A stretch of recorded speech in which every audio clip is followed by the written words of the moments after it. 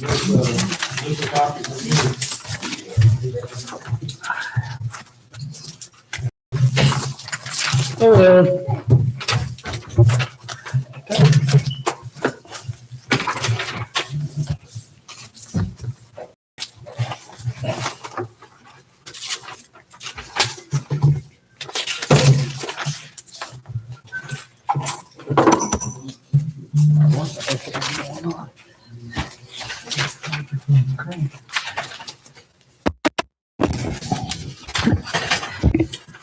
I like it loud. Yes, How much of these ones are working? yes, they are.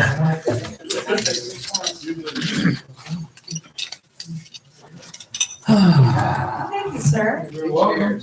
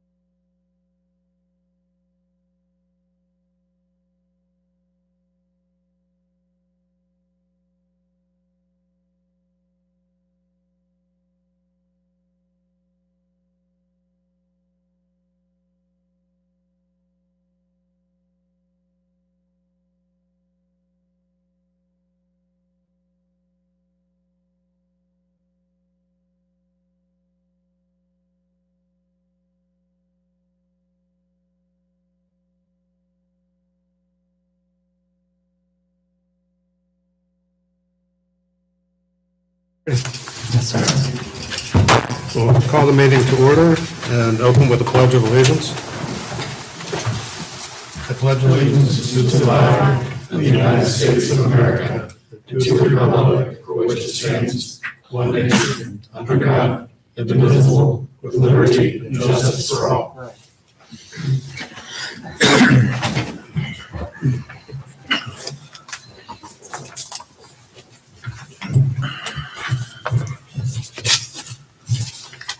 Okay, first, thanks to everybody for coming to our meeting tonight. This is the August 5th, 2026 meeting with the Planning and Zoning Commission. Roll call, please.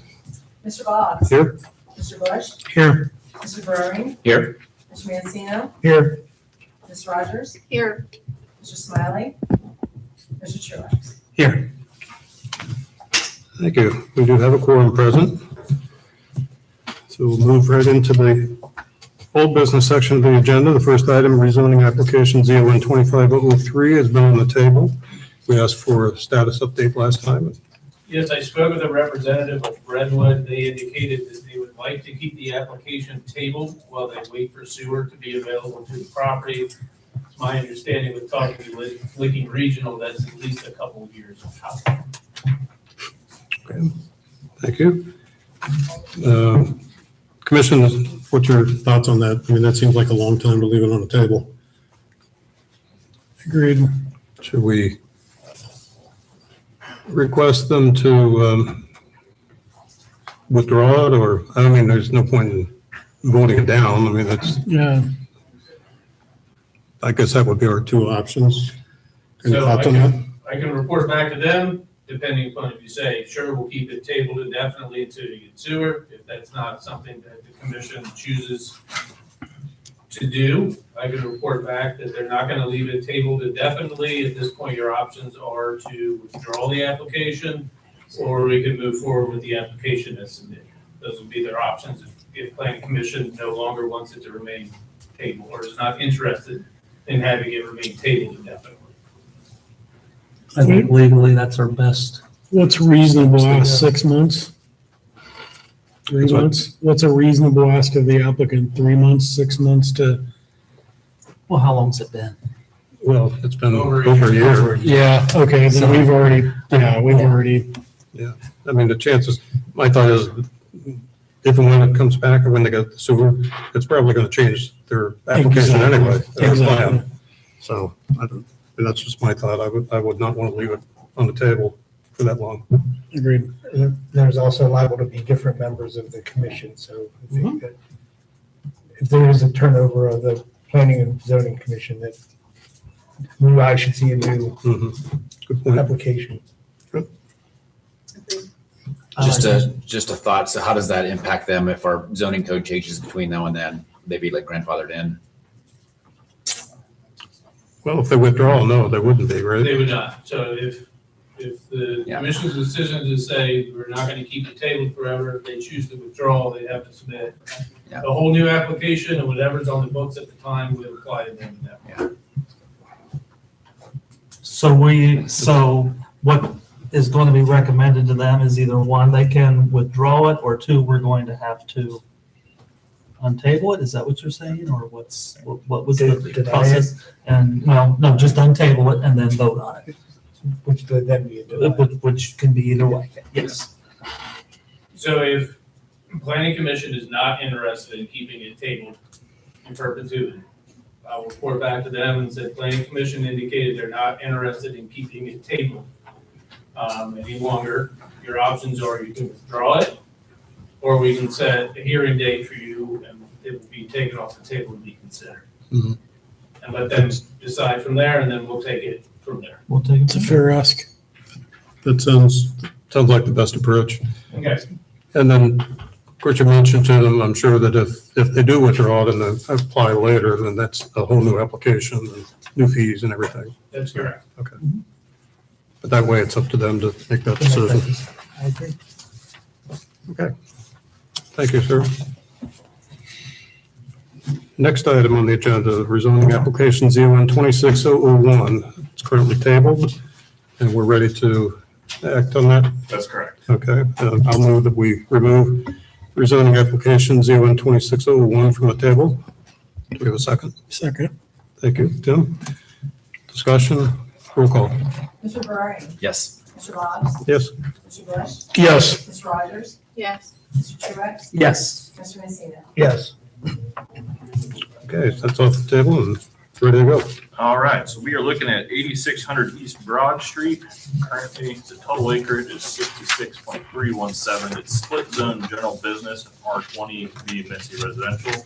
The applicant's requesting a recommendation of approval for rezoning from GB and R20 to PDD Plan Development District and approval of a preliminary plan pursuant to section 1255.19 of Pataskala Code for Upton Crossing.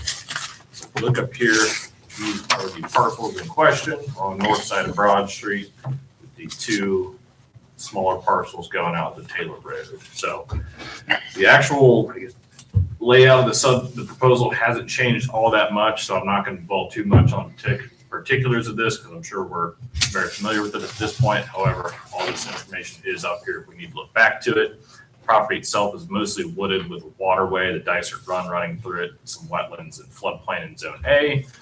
Here's a look at the existing conditions on the property. Again, you can see we have the Dysart Run here surrounded by some floodplain, wetland up here, and one down here. So again, the request is a recommendation of approval to rezone the Planned Development District. The Planned Development District includes the adoption of the proposed development text by ordinance. This becomes the governing zoning document for this development, as well as the approval of the proposed preliminary development plan.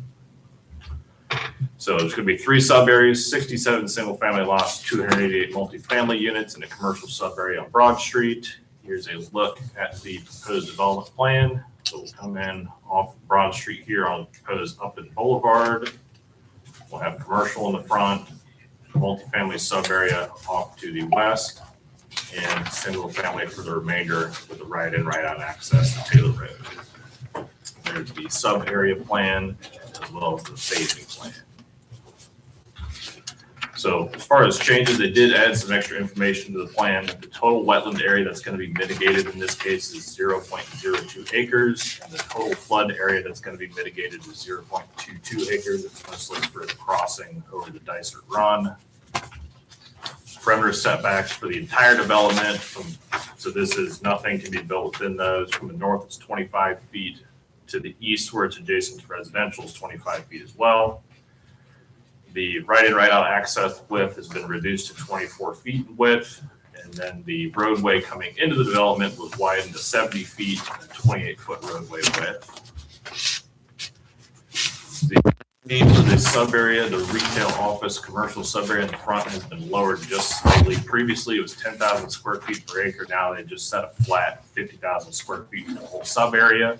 Permitted uses are going to be the same as in the PRO, DB, and LB districts, excepting gas stations and drive-throughs, which are conditional in those districts, are being moved permitted in these. Here's a closer look at the commercial sub-area right off of Broad Street here.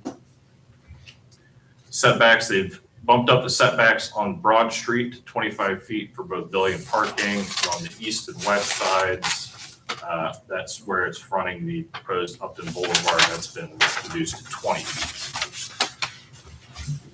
Landscaping, where it's adjacent to the multifamily, they bumped that up to a 7-foot tall, 100% opaque screen.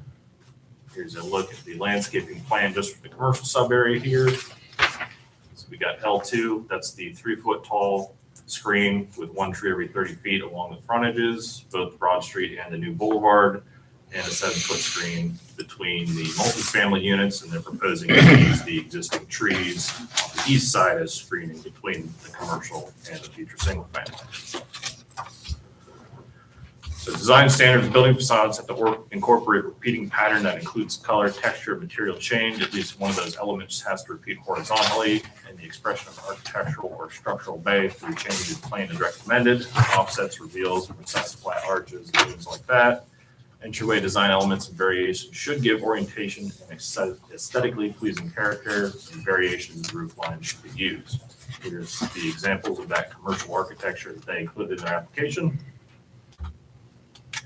Multifamily, again, we're looking at 288 units to gross density of 13.55 units per acre just in this sub area. Setbacks remain unchanged from the previous iteration. Here is a look at that sub area kind of zoomed in. North is off to our right here. Landscaping, so along the adjacent proposed public road, that's going to be L2, again, a 3-foot screen with 1 tree every 30 feet. Adjacent to the proposed single-family sub-area, that's going to be L3. That's a 6-foot tall screen, whether it be a hedgerow or a fence with 1 tree every 30 feet. And then on the west side, adjacent to Jefferson Township, that's going to be L4. That's a 6-foot screen, 1 tree every 30 feet, and 4 tall shrubs for every 30 feet. Here's a look at the landscaping plan, kind of zoomed in on the multifamily section. Sub-area B, nothing changes with the interior roadways and signage. Open space and play area was removed from the development text. Previously, they were going to have a minimum of 10,000 square feet of community amenities. Design standards remain unchanged for the multifamily. Here's a look at that architectural character that was submitted as part of their application. So for single family, the lot sizes have been defined at a minimum of 70 feet wide by 120 feet deep. That's 8,400 square feet. Lot coverage and setbacks remain unchanged. Again, here's a closer look at the sub area just for the single family in this development. And a look at the landscaping plan. So they'll have street trees coming in all the way down the proposed public street. Max building heights and signage remain unchanged. There are no improvements for the open space and play areas listed in the development text. Previously, there's a pathway to be around the stormwater pond area and some benches. Landscaping remains unchanged. And here's kind of a look at the environmental plan for the total site. So you can see this cross-hatched area is the proposed tree clearing, as well as the floodplain areas and wetlands that are currently on site. So other documents, we did get some additional documents from the applicant relating to reserves A and B of the Thousand Pines subdivision. As platted in 1971, there were no restrictions for those parcels included, and an affidavit of facts relating to title as recorded with the county from 1996 states that included with the overall property, in quotes, are reserves A and B as access entrances to the 54.38 acres from Taylor Road. PDD process, so again, the request for a zoning amendment, Planning and Zoning Commission makes a recommendation to City Council. Plan Development District rezonings include the adoption of the development text as an ordinance. This becomes a governing zoning document for the subdivision. No changes may be made to the development text after adoption of that ordinance. Any changes must go back through the rezoning process. As part of our review, staff adopted the following comments. Future land use map recommends medium density residential. Comprehensive plan describes this as allowing both residential and neighborhood focused commercial, such as retail and office. Development intensity is recommended between 5 to 10 units per acre and less than 30,000 square feet per acre for commercial. As proposed, the residential density overall is 6.86 units per acre and commercial is 10,000 square feet per acre. Further recommendations of the comprehensive plan include incorporation of complete streets with short blocks that promote multimodal travel, parking, and a lush landscape. The parking should be to the rear or side of buildings. And buildings should create visual interest on the street with windows and high quality natural materials on each elevation. And that open space, parks, plazas, natural areas should be dispersed and interlinked throughout the development. Staff has completed a review of the proposed preliminary plan development text, additional documents. A list of these comments is attached to your staff report there. Anything that's been addressed is struck through. Any remaining or additional comments are in red. We don't have that many remaining additional comments for the development text. There's several minor corrections for miscited code sections and typos that are listed in the review. And then on the plan itself, the front setback for sub area A shows 20 feet. It should be 25 as they requested. And then we'll want to see some language for the utility easement that's currently there and runs through sub area A about what can and can't be built on top of it, basically. Staff would note that our comments are in relation to the proposed developments compliant with the minimum standards of Pataskala code and submittal requirements for plan development preliminary plans. Whether or not the proposed development meets the criteria as outlined in section 1255.19 subsections A through R, which is listed in your staff report there, falls under the authority of the Planning and Zoning Commission to determine. The traffic impact study was submitted for review. If you remember, with the change of layout last time, they had to submit an updated traffic study. GPD group, as our traffic engineer, reviewed that. they agree with the conclusions that were in that, with a few minor concerns to take into account if they move forward. So again, following a recommendation by the planning commission, this application will go to city council. The only condition that may be included is to provide copies of the application to council for review. No other conditions may be included as per the city law director that would constitute contract zoning. So the Public Service Department had the following comments. If there is going to be an access on Taylor Road, they prefer it to be full access as opposed to a right in, right out. It is unlikely that this change would warrant a left turn lane. Therefore, a traffic study would not need to be revised in order to accommodate this change. 2, barring any extenuating circumstances, the roadway width on the road connecting to Taylor Road should match the minimum per code, which is 28 feet back to curb, excuse me. Stormwater design will be reviewed in more depth if the application is approved in advance to the construction plans review phase. And that Upton Boulevard, they want to see revision on the center lane set as a curved boulevard close to Broad Street that transitions into a left turn lane for the northbound traffic. Having a 2-way left turn lane here does not make sense, and the arrows are shown incorrectly. The city engineer has the following comments. So they recommend, due to the proximity of the adjacent intersections, they have concerns with allowing an additional traffic signal at this part of Broad Street, that the 2 proposed right in, right out access points along Broad Street too close to the proposed main access point shall be eliminated from the plan. Only one access point to Broad Street should be allowed under this plan. And 3, they have a recommendation to consider a roundabout at the second intersection north on Upton Boulevard within this development. And 4, the amount of area designated for stormwater management ponds appears to be much smaller than what is actually going to be needed based on final engineering. GPD group had the following comments on the traffic study. They have no further technical comments regarding the study and are okay with the findings and recommendations as presented. They did make some additional comments regarding the proposed recommendations to provide more detail and clarity as to what is being recommended to avoid confusion later in the development process when the intersection improvements are engineered. The Licking Regional Water District stated that they're coordinating with the project team to address existing sanitary sewer capacity constraints within the project area. At this time, no definitive solution has been identified to resolve these limitations, and no funding has been secured to implement potential improvements. As a result, adequate sewer capacity cannot be assured at this time. But they also say they'll continue to evaluate feasible alternatives and provide updates as information becomes available. The applicant did meet with Licking Heights, the local school district, and the local school district provided a letter stating as such, and also added that the school district places paramount importance on TIF agreements, if any, the non-school TIF agreements.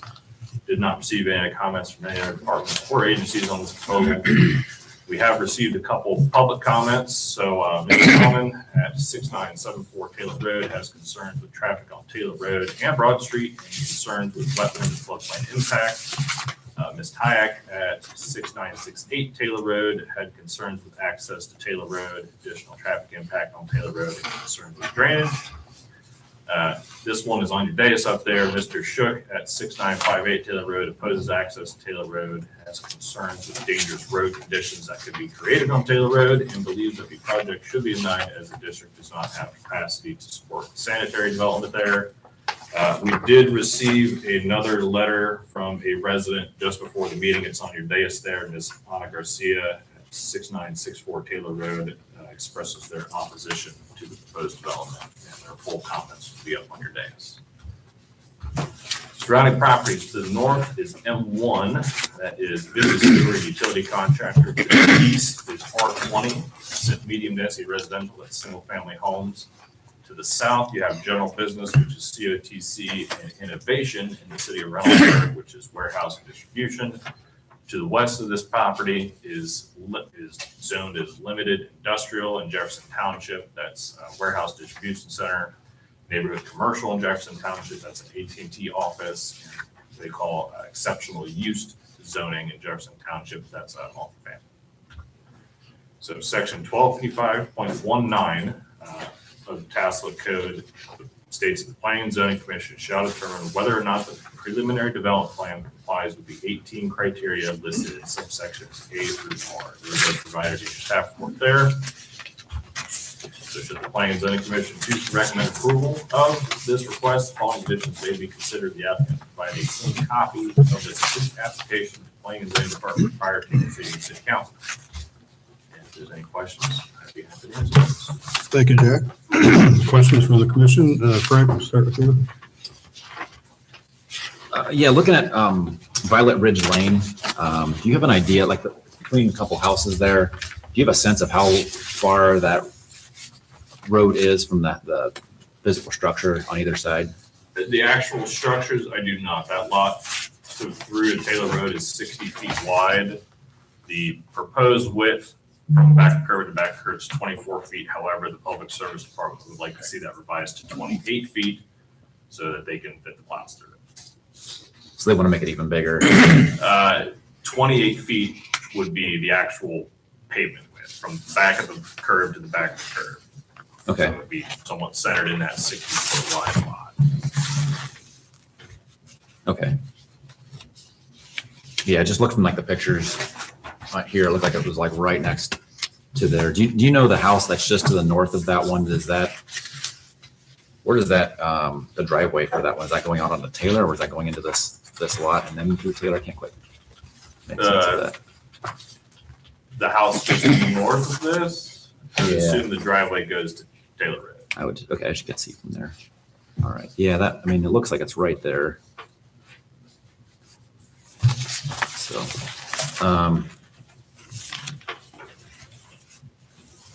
that was the big one. The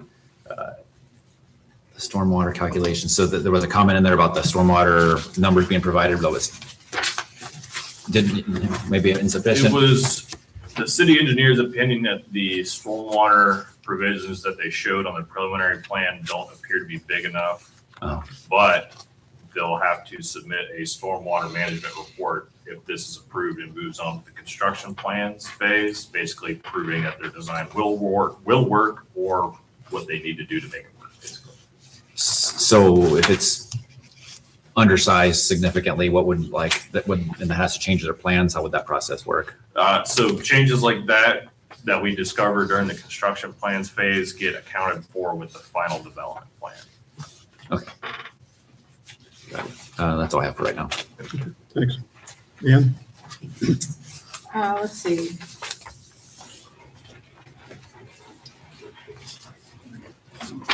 Am I understanding that they have a zero, that they're requesting a code deviation to drop the city's mandatory 25-foot wetland and stream protection buffer down to an absolute 0 feet? In some places. So if you look at their preliminary development plan, it is in this area right here where it's surrounded by these multifamily units, there is a wetland. So they're not proposing to touch the wetland itself, but some of those buildings will fall partially into that 25-foot buffer. So they're requesting a divergence to reduce that buffer in some places down to 0 feet around that wetland. Okay. So it's not a total 0 feet. It's in certain places it might go down to 0 feet to account for a building location. Is that the only area that they're requesting that? Yes. There's this wetland, pretty much this one right here. Okay. And then I think it's partially this wetland right here. They had to reduce it down because they actually have to mitigate part of that wetland to get the road through. Okay. And then in the grading plan, it indicates an active intent to place culvert fill directly inside the Dysart Run. Is that how you say it, Dysart? I believe so. Dysart Run tributary corridor, forcing a rigid culvert and grading fill into a designated 100-year floodplain, which limits natural flood storage capacity and threatens to back up stormwater upstream onto upstream parcels. Have you found that to be true? So if they're going to be mitigating any part of the floodplain, they would have to go through the Army Corps of Engineers permitting process to do that. Okay. Let's see. And then regarding the, I gotta find it here. Give me a moment.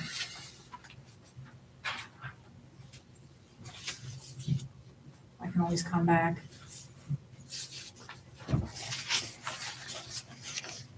Okay, so the resident amenity mandate. So for a clubhouse, fitness center, pool guarantees, it appears they've removed the 10,000 square foot amenity commitment. So in the previous iteration of the development text, there was a minimum of 10,000 square feet of resident amenities that had to be provided within that sub area. That section was removed from this submittal. Okay, so they have it looks like they put a clubhouse or a pool in there, sort of. And that's the only amenity? Or did they remove it completely? That question might be best asked. Better for them. Okay. All right, that's all I have for now. Thank you. Thank you. Jared?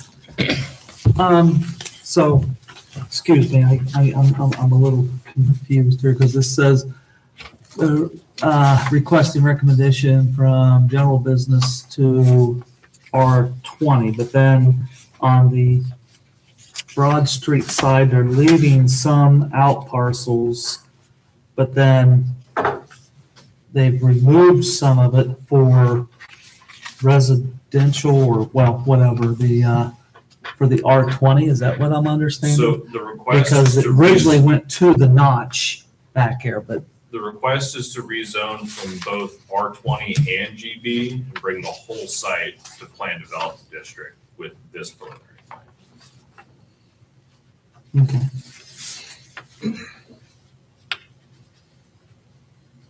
Okay.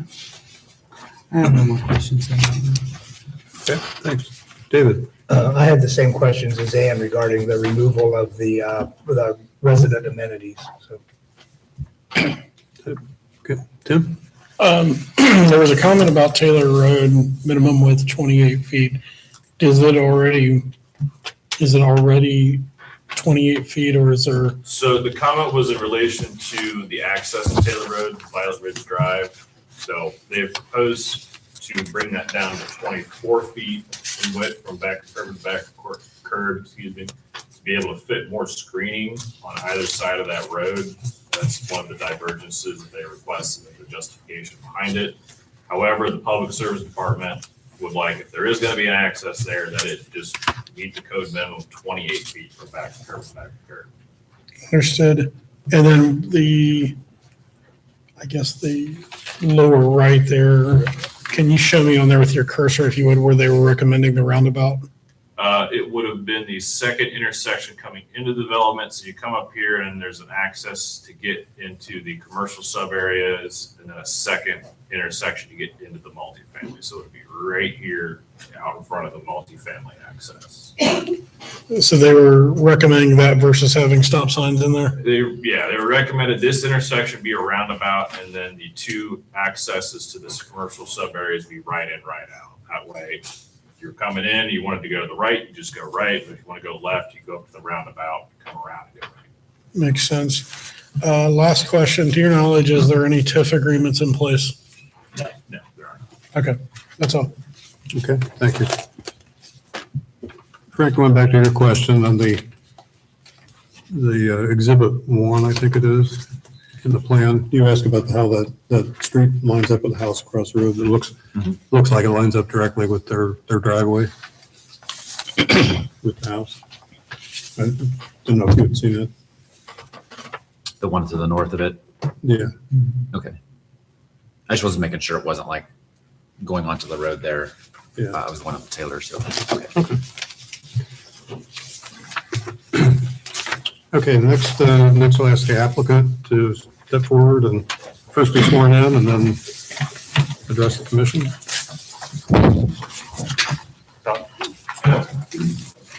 More hand up. Right arrow key.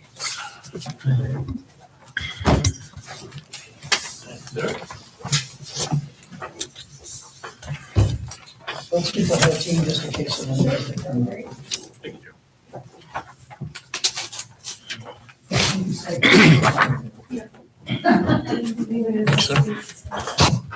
Yes. It's passing.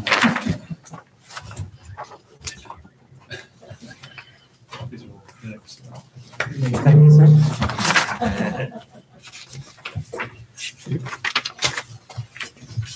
Still on.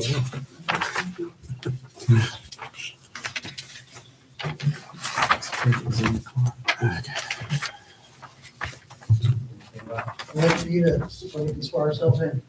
Do you swear affirm the testimony about to give the truth, the whole truth, and nothing but the truth, so help you God? Okay, and before each of you speaks, start with your name and address, please. Okay. Is this turned on? Is the line facing up? Yes, Then yeah, you're good. it's on. Okay, well, good. My name is Todd Ferris. I'm with Ferris Planning and Design at 4876 Cemetery Road. Here on behalf of the applicant, Metro Development. I have with us also a team of professionals that include our civil engineering team and landscape architecture to answer any questions that you may have tonight after I go through our presentation. Got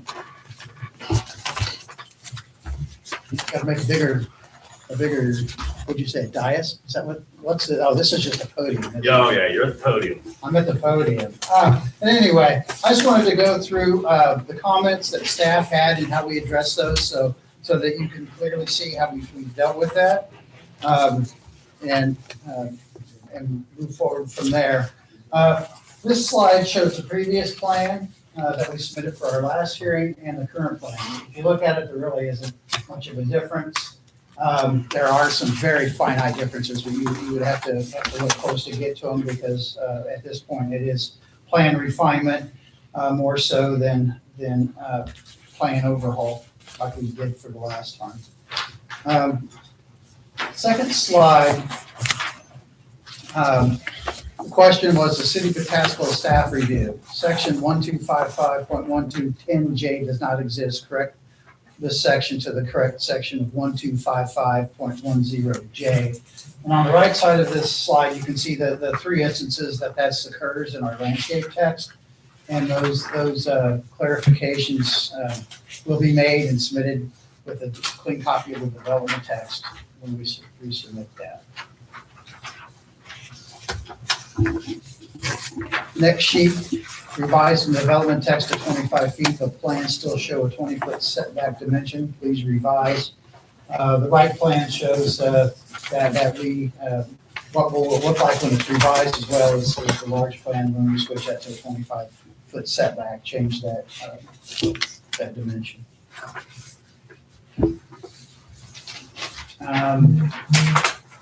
Slide 5, add restrictions to plan, whatever the restrictions may be. Assume you can't build a structure on top of it,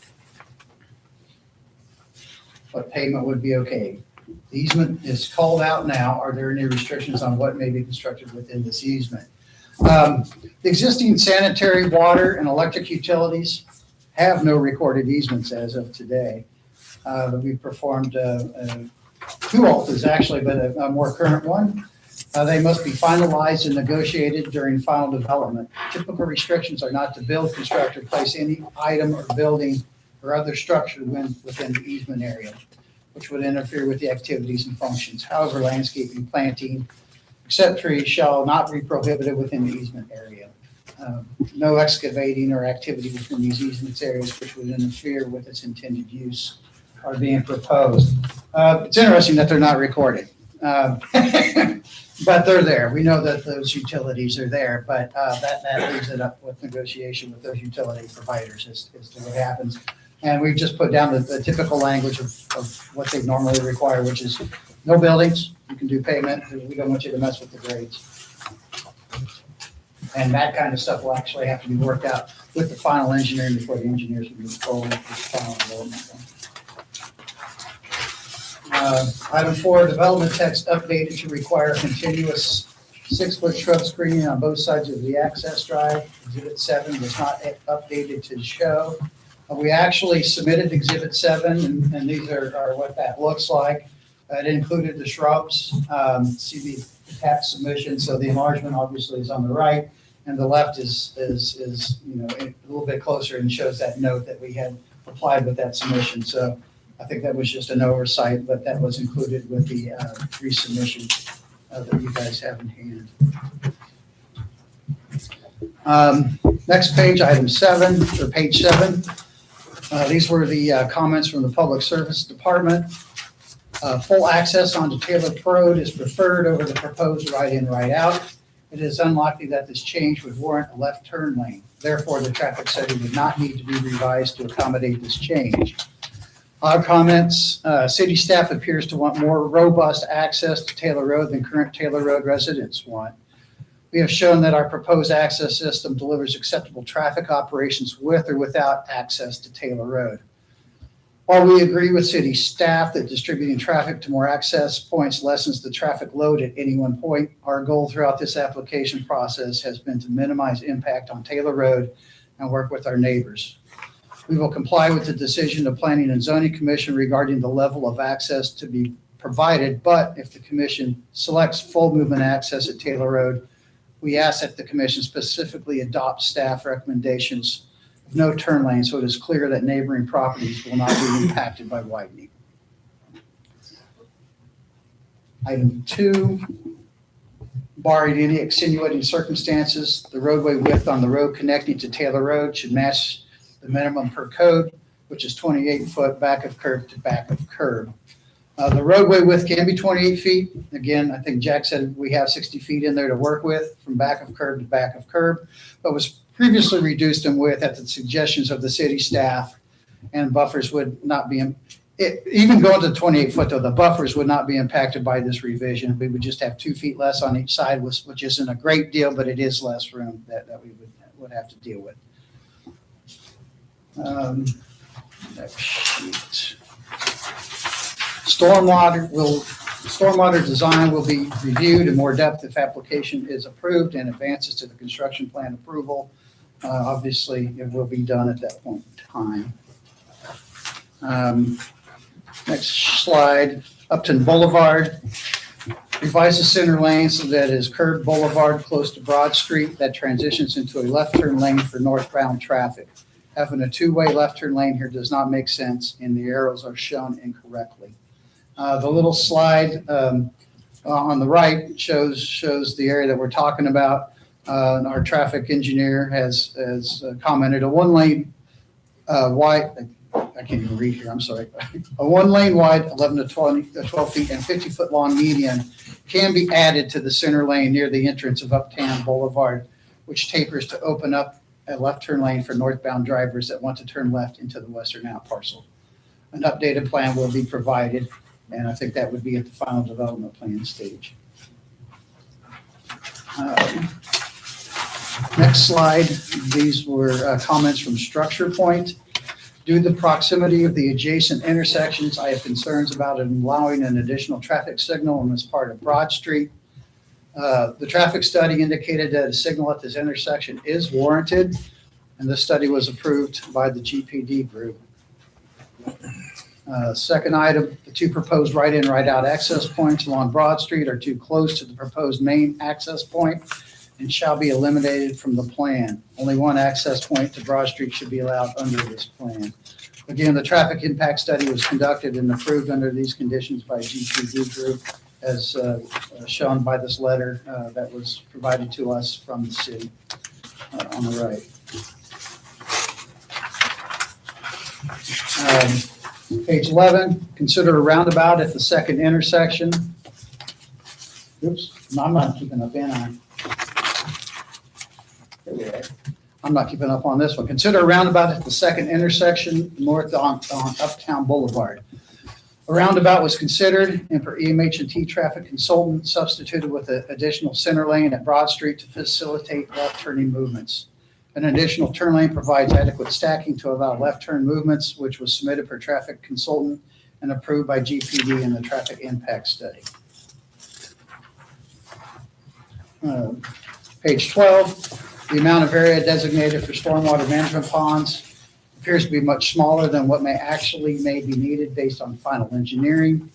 Stormwater facilities will be designed during final engineering. Sizes preliminarily account for stormwater needs.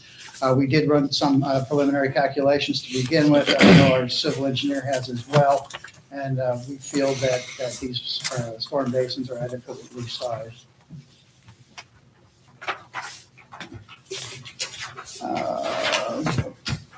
And then we have additional planning commission comments not included in the staff report. There were certain things that didn't come up in that we know that you guys wanted us to do, so we wanted to bring those up. The screening of the neighbors on the other side of Taylor Road. A memo of additional development texts were included to state that Metro Development will meet with the neighbors to determine screening needs, which is in our zoning text right now. They spoke with Gordon Weber, 6984 Taylor Road Southwest, asked for a meeting and received no follow-up. Mr. Weber was sent a packet on questions that came up during a phone call. Mr. Weber was called back and the message was left, but have not received a reply. Other letters were sent to Carolyn O'Neill, 6965 Taylor Road Southwest, receiving no reply. 2 letters were sent to Mr. and Mrs. Purdue, and still no reply. These are just copies of those letters that were sent to those neighbors as part of this packet. Reserve access, that was actually a comment that I believe came up from a resident. Reserve A and Reserve B, and we've already gone over this, as referred to on the 1,000 Point subdivision plat, are included in the affidavit of facts relating to the title of the property with no restricted access over the Taylor Road parcels.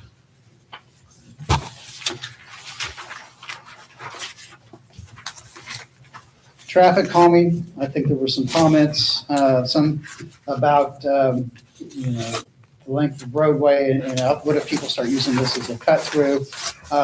In our application, we provided some potential traffic calming. We weren't going to suggest which ones made sense because we're not the city engineer. We can't decide that, but we did show that there are different options available, and wanted to have that in the application just in case they were considered for the final development plan. Anyways, these have been considered for the Violet Ridge Lane and Upton Crossing intersection to limit through traffic from Taylor Road. Four-sided architecture. The initially proposed architecture has been modified to include windows on the sides of all buildings in the multifamily residential area to enhance aesthetic appeal for neighboring properties. Likewise, we've added, I believe those are those windows or are those shutters on the backs of the garages and the sides of the garages as well. I don't know if because you showed an elevation that didn't have the windows on the side, so we think we submitted this, but I'm not 100% sure that we did, but I think we did. So we've tried to address the four-sided architecture comment in our last submission. And item 5, wetland mitigation. Mitigation of about 0.02 acres of wetlands, which was the small portion where the roadway comes in. We're going to suggest that that's done on site. Again, Ohio EPA has final authority on that, but I know that you guys were sensitive about making sure that we maintain those in this area. There's obviously room to do that, but we want to make sure that before we fully commit that Ohio EPA would want that there. They may have different opinions. And then 0.22 acres of 100-year floodplain will be provided on site. That isn't Ohio EPA. That was the Corps of Engineers, and I believe Scott's in charge of the floodplain administration too. You're the floodplain administrator. Sure. Yeah, that is correct. That would be on site. That is specifically in regards to the fill that would be placed across that floodplain in the culvert. That has to be offset per requirement, and that will be done on site. That is our presentation. There's other things in here that are related to traffic in case we need to discuss those, but those were the answers to all of the questions that I think were posed to us last time and the staff comments that we received just recently. So if you're here to answer any questions, then Thank you. Questions for the applicant? Pam, start with you. I'm not ready. I do have questions, but I'm not Okay, ready yet. that's fine. Move to Jerry. I'm kind of confused because I'm looking at the scale on this sheet here, which says 1 inch equals 100 feet. But then when I see this over here, it's saying between Taylor Road and TS Tech, there's 2,345 feet. The scale of 1 inch equals 100 would actually be when it was on a 24 by 36 inch sheet, not an 11 by 17. So it's That not the would scale. explain the difference. Well, it is to scale, but you would have to take that 100 and, We'll go with an NTS on Yeah, that, there okay? Okay.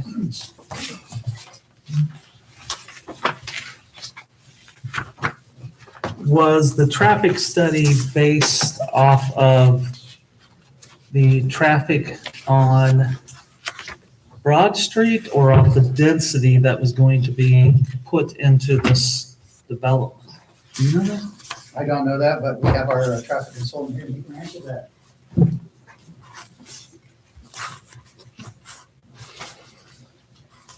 Good evening, Larry Creed with the MH&T 5500 Albany Road, Columbus. If I understand the question, I'll try to describe to you how we did the traffic study. We go out and do data collection, so we count everything in our study area, so we have current traffic volume counts at our intersections. And then we calculate trip generation for the proposed development. So number of trips per home for the commercial development. We layer that on top of what we counted. We also increase our counts to kind of account for just annual background growth, not part of our development, but just regional growth. Traffic volumes tend to increase annually. So we work with MORPSI on that to get a sort of a background growth rate. So we grow up our counts for the horizon year of the study, layer our site trips on top, and then analyze everything with and without site trips. Do you take into consideration rush hour traffic, morning and afternoon? You do. Yep, we analyze everything based on a AM peak and a PM peak. So are you doing that then as an average through the 24 hours, or are you doing that? No, we Because you identified, were saying that you feel that there should be lights. So basically in the 2,000 feet roughly, there should be 3 lights on Broad Street. oh, I see. So for the traffic signal justification itself is based on an 8-hour period. And that's a state criteria, I got you. traffic control manual. So we have those counts for all 8 hours. We break down our site trips for those 8 hours and we plug those into the warrants that ODOT prescribes.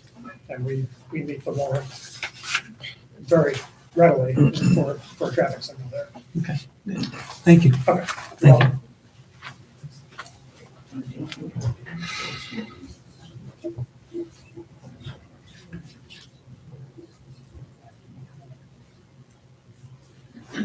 That's all. David? So you've removed the minimum square footage for amenities in sub-areas B and sub-areas C. Does that mean you reserve the right to not provide any? No, our intent would be to provide the clubhouse and the pool in sub-area, I believe B is the multifamily, but that would be on there, and we typically do dog parks and community gardens as well. So those would be in sub-area B. Sub-area C, the reason that we took out those walking paths is that it's all, what's left now is all wooded. It's really hard to put a walking path through woods and get an asphalt or a concrete truck to go through woods and not destroy trees. So we took those walking paths out. Before, we had a more open space, just the way it was configured. Now what's left really is a 100-year floodplain in woods. Was there any consideration of not doing pavement paths, but maybe crushed, decomposed granite and something more natural? Things don't have to be paved everywhere. Yeah, we still some have to natural go in and paths. excavate to put that in, and it doesn't meet ADA accessibility. And when I have a path It for could. one, I need a path for all. Well, you can do that. It's possible. Yeah, it is possible, but it destroys trees. well, you're destroying a lot of trees on the property already. So, I mean, if you're gonna make a development and provide amenities, I think you should do as much as you can, because you're asking to a clean slate here for a planned development. So, I think that would be like a minimum of things to do. And it seems like you're pulling stuff out instead of adding amenities, you're pulling them out or reducing them.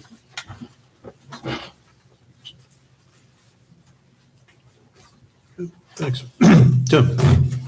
What's the speed limit there on Broad Street? You were doing the traffic study. What's the speed limit there? And there's, trust me, I'll get to why I'm asking. 45. 45? That sound right, sir? No. The reason I'm asking is you're showing a lot of comparisons on traffic and feet between lights. Is it apples to apples?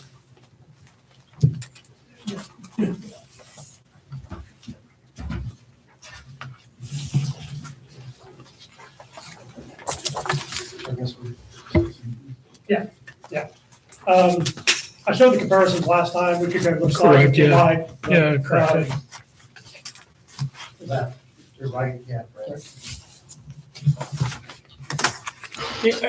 I've seen the comparisons on there. I'm just, if the speed limit is 45 on there, and some of the comparisons you're offering is like Oak Meadow to Main Street and Pataskala, I mean, your density is different, your traffic, I mean, and trying to sell that it's going to maintain or improve, it's a hard sell when it's not apples to apples. That's my concern. My intent was to give you a good cross-section of locations. That's why I did so many of these. Sure. So this is our proposal. So this is our site frontage here, 1145 on the one side, 1100 on the other. I think the next one was just the next link of Broad Street to the west. The first section spacing is a little bigger, 1830. My eyes aren't that good. I think it says 1830. And then 1275 in the next link, which is in the ballpark of what we're proposing. And then you're right, I switched down to another Pataskala Street because this is Pataskala. And I thought Sure, absolutely, yeah. in that, so I tried to show those. We have a couple of different spacings there that are quite a bit tighter than what we're proposing. I felt like the Hamilton Morse example was pretty similar. I don't remember the speed limit on Morse, but it's up there. I want to say it's pretty similar to East Broad. When you come up the top of the hill, it's 35. Right before you hit the Stone Ridge Plaza there, frequent the area quite often there, it's 45 or 50. Prior to that, coming up the hill, I think it's 45. But once you get up there to where Chipotle is on the northeast corner, that's brought down to 35 there. So again, I'm just trying to, this was a concern before and that concern remains. I agree with the engineer or the staff report that, what is your answer to that? This is eastbound traffic on Broad Street is already a heavy concern. You have, as you know, you have a center lane east and then you have two turn lanes south and north. That's just going to be even more of a high density cluster afternoon. Yeah, I would answer that with a couple of points. One is, I think my examples here are sound. This is not, what we're proposing is not an unusual signal spacing at all. You can find examples of that all over town in different situations. Secondly, I would point out, you've heard this from me before, but I think it's important. The TS Tech intersection signal and the Taylor Road signal are 4-leg intersections, 8-phase signal operations with the left turn arrows and all of that at both of those intersections. Our intersection is a T, so we only come in from the north, and we only have, we have fewer phases, fewer movements to take care of at the intersection. So our signal is going to run a lot more efficiently than the two on either side. And so I think, and then city staff had some good comments and questions for us on coordination. We worked that out. The plan is to coordinate the signals And I think you'll find that there's a wider window at our intersection to get that east-west coordinated flow through there than there is at the other two. So I think our intersection is going to work better than the ones that are out there. Did I remember correctly, the last time you were here, you said that the two, forgive me, on the intersections, you have Taylor and then you have what, TS or? TS Tech. So are they on different sinks right now or different? So your plan would be to all three of them to get synced up? Correct. Yeah, the TS Tech, it is a little more complicated just because TS Tech is in Columbus, Yes. and Columbus has a system that comes all the way out East Broad Street to that point. That's the end of their system. And it used to be back in the years ago, we had to have some kind of a connection there in order to coordinate. It was typically a hardwire Yeah. connection of some kind. And when you go from jurisdiction to jurisdiction, it's hard to get into somebody else's cabinet and make that connection, and there's concerns about liability and those kinds of things, and who should be in the single cabinet. But today, a lot more of it is, I don't know what the word, wireless, I guess, for lack of a better word. So Columbus's system runs off a GPS clock. Yep. And then their signals are connected together because they monitor them and they get that feedback. But it's all tied, the timing of it is all tied to a GPS clock. And so we can use the same time reference on the Pataskala signals to maintain consistent coordination between the intersections. Is it your belief that if approved, this plan would either maintain or improve traffic flow there, east-westbound? Yes, I mean, we that was the point of our traffic study. We analyzed it. And of course, there's a lot going on out there too. That's the other thing to think about. We've talked about the ODOT improvement. I have it in my notes, which are on my seat, but that's scheduled for fiscal 27, I believe I said last time, which starts a year from now. Right. I get confused on the. No, it's fine. But it's I mean, coming soon. And even Summit, we just heard is delayed, so I mean, that's gonna be even longer, so who knows on this? In any case, ODOT's doing the improvement at Taylor and Broad. It's under design. They're in stage 2 design, so they're pretty far along. And I think it's really important that they're adding a second eastbound receiving lane east of the intersection, which should help that concern that a lot of people have talked about, where you have the right turn only lane on the Taylor now, and people, just because it's so backed up, they use the right turn lane to go through. Well, now they'll have a through lane that they can use, and that should do a lot to relieve the intersection. Understood. I'll leave it at this. I still, my concerns remain, the sewer not being answered. I mean, of course, I just think you still have some unanswered questions there, and the safety is a concern. I'm good. Thank you. Okay, thanks. Frank? Have you received any kind of update on the sewer, or is it still kind of ambiguous as far as when the would be available? Gotta get us all up here. Hello, Steve Shell, EMH&T 5500 Duvalby Road West, Columbus, Ohio. So on the sewer, and I believe Councilman Bush, or Commissioner Bush. So I had a conversation with CJ with Southwest, or with Licking Regional Water District. As you know, CJ is very busy, and so what he has basically written in his statement there, and my conversation with him is, as projects come on, he will do evaluations. This site he's aware of. He's actually put it in his model, and he has sewer facilities in those areas. And that as this project moves forward, one step would be getting through zoning. Then he would continue that modeling and to let us know the improvements that will be made. He fully plans to do so. And actually, our proximity to Wagram plan this site has the ability to get to a plant, which, as you guys all know, is under construction. We'd like to get flood to it. So that will come as we move through this process. Being zoned is one of them. Any kind of timeframes that he gave? I mean, just general ballpark. As far as the plant or just improvements for the site? Well, that would impact you guys, like when that would be available for your site, like kind of, So there's, you have any kind of range? I know it's not a definite date, but just kind of, is we talking 2 years, 3 years, 5 years? so there's sewer there now, Mm. and to surface the site, Right. there's simply off-site improvements. Mhm. Those improvements would be identified with the design of the site sewer at the same time. And so the installation of the new sewer and those improvements on the outside would happen at the same time. So there's no delay with regards to it being provided. It would be at the same time as the development as the site. Does that make sense? I think so. So it's basically down to off-site improvements and those being identified and completed at the same time as the site development. So there's no, we don't have to wait for 3 years. We have to just wait for the DJ to give us those improvement items to complete with the design of the site at the same time. Okay. So the other plant, the Wagram plant and all that stuff is, I don't know the status of that. Yeah, it's but part of that'll, parcel. that'll be ready. Okay. But that, you're not dependent on that, or you are? So he has facility on site. He would basically help, he would work with them. We would work with him. Mhm. What improvements we need to make sure his system can accept our site. Okay. And he hasn't given those to us yet, but he Okay. he would work with us on those. Okay. All right.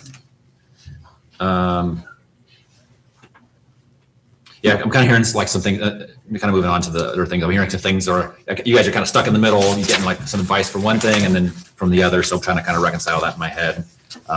So I think where are we at right now on like the road width for, what's the name of that road here?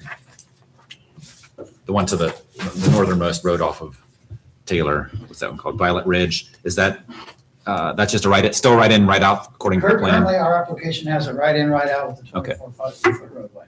Okay. And then, but I think the recommendation was a 28-foot. I think I probably lean more towards the 24, leaving it right in, right out, just for, I hate making left turns onto busy roads like that, so that's good. The stream buffer, where you kind of had 0 feet right next to an apartment building, I'm guessing that buffer's there just, in case that wetlands runs a little large. Can you comment on that a little bit? Like, how much of a concern is that for impacting those structures and also impacting the wetlands? I'm trying to, I'm talking, yeah, I'm trying to find the slide, but yeah, it doesn't matter. Yeah. So the EPA recommends that we have a 20, here comes Joe. He's Yeah, probably I better. apologize. That's okay. Joe Thomas, Metro Development, 470 Old Williamson Road, Western Ohio. These are very common elements that we work through our developments. Granted, from the standpoint that the existing wetlands have already been mapped. So we've identified the absolute boundary of these wetlands, and they've been verified by the Army Corps of Engineers, who are engineers and consultants with civil environmental services. So they've gone out and done the work, and the Army Corps has gone out and verified that they're actually what they are. So being cautious of our development and being cautious of those wetlands, we'll pay special attention to obviously preserving those wetlands during the absolute time we're constructing it, with fencing all around it to construct a barrier so there's no interference with those wetlands whatsoever. Also, with the buffers that we place internal to our site, if there's an element of the wetlands that we will not have an elevation of the building and so on impacting on wetlands, we'll put in retaining walls outside that buffer area. Just to be clear that we'll maintain the actual absolute area around the wetlands themselves. It's just some of those areas where you get access points as far as the sidewalks and elements such as the landscape beds and actually drainage away from the buildings, and may get into that 25-foot. It's kind of where we're leaning towards with having that impact. And that's internal to, you go back to the site plan. What we're talking about is, Okay. we're talking about that bottom left-hand corner down there in the center of the actual parking where the impact is. Okay, so it's not like, it is pretty close to some of those buildings. I'm looking at some of these. How much buffer is there from like the edge of that wetlands to like the corner of the building? We have 25 feet. Right. That's the desired buffer. But We do have 25 Yeah. feet, so we put structures and pavement outside the 25 feet. the engineers are concerned that they may have to change some grade around that building. So that's why they're asking for that to be reduced in that area. Okay. Yeah, I'm just concerned about if the wetlands would change size, if that would impact. The wetland itself Structural. wouldn't change side. That's part of the reason why they have that buffer around those Yeah. is so that doesn't affect it. And the fact that they've been delineated, mapped. Okay. So the wetland is obviously, the contours and all that stuff have been picked up through the survey. So there's the actual location of wetlands has been identified. Yeah, yeah. We'll be working around the engineering Sure. plans around the existing wetlands and not vice versa. Yeah, well, I'm just thinking about like a heavier rain, and part of it, I'm thinking about the buildings, like how's this going to impact, the foundations on them, is water infiltration, things like that, I don't want to Yeah, create it's issues. a common element. These are not very high quality wetlands, so they're not very, as far as the hydrology of them is not, impactful. Obviously, the impactful area is the actual floodplain. Where the high volume of water that moves through that area is what we're spending a lot of our efforts Okay. to maintain that area. And the only crossing we have is normal through any development to have that crossing in that floodplain area. So during the engineering process, we also pay special attention to that floodplain crossing, and we have to actually do compensatory cut. So if we touch any of that floodplain area, we actually have to make compensatory cut in another area to make up that volume. So if there's a certain number of CFS stormwater running through the site, we have to maintain that same volume of actual detention area as part of that floodplain to continue that same amount of volume. Now, granted, our storm crossing that goes across that creek will also be part of that engineering. The size of the pipe, more than not necessarily a bridge, but it's a three-sided culvert called a conspan. Mhm. So those things are built so the structure itself is outside the stream area and outside the buffer of the stream area. They are also have to be in floodplain just to make it crossing. Cuts elsewhere in the site to make up that volume. So whatever water is flowing through the Dicer run, we'll be maintaining that and increasing that with the compensatory cuts. So. Okay. And then the other wetlands to the right of that, or I guess it would be to the east of it, there was a comment about some fill. I didn't quite catch what the fill was for. Yeah, so we have a roadway that goes through the site. Uh-huh. You just go back to the site. Okay, I'll just go back to the site plan. Okay, I'll do that. Yeah. So on the side of the site plan right here, there's a wetland just south of that first run of single family homes. Mhm. The edge of that roadway impacts the furthest west of that wetland. What we're going to do is mitigate that wetland on site, which with a mitigation, you have to do 2-to-1 mitigation. So if we're taking out 0.1 of an acre, we'll add 0.2 of an acre. And we'll increase that wetland going towards the east in size, Okay. 2 times the amount that we touch on So the you're- left-hand side. So Okay. anything on the left-hand side that we touched, it'll be increased 2 times going to the Okay. right side. I see. So So that's kind of you're extending the wetlands. Okay. Got it. Let's see here. And then the roundabout, it looks like this plan does not have the roundabout. Can you remind me what was the justification one way versus the other for the roundabout versus the, I don't know. There's adequate Describe that. stacking space based on the volumes of traffic when you turn onto Upton Boulevard to actually hold those vehicles to make that left-hand turn. I think the roundabout is really confusing to people that they wouldn't be able to figure out how to get to that parcel. They're going to try to turn into a right in, right out anyway, and it's Mhm. probably even more dangerous. But Larry put together exhibits that show that there's plenty of room to handle the traffic that would want to turn left at that location. That's part of our current submission. Okay.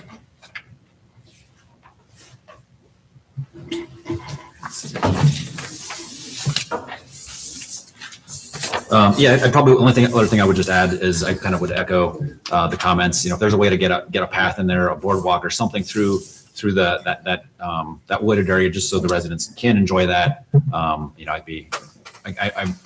understand the conflict of trying to manage the trees there. And so if there's a way that can be done sustainably and give them that benefit, that appealing to me. Right, and there's probably the best possibility, go back to the site. Would be the back sides of the ponds and things where we've already disturbed woods, right? Again, to go through a lot of portions of that, we are in the 100-year floodplain. And so even to impact that, we have to go to the Corps of Engineers to cut and bring it back to fill. So can we accommodate some pathways? Yes, but going through the woods is probably a little bit more difficult, especially with a hard surface. That's ADA acceptable, but I think we can go around the top edges of the ponds, the dams, more or less, is what I'm saying, Okay. to do that. Okay. Which gets them really close to the woods. I think that's all I have. Thank you.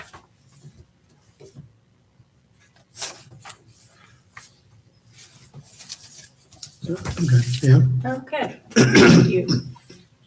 All right, gentlemen. All right, regarding the, where do I start? I'm gonna start with obviously the sanitary and sewer capacity. We don't have a guarantee. It's,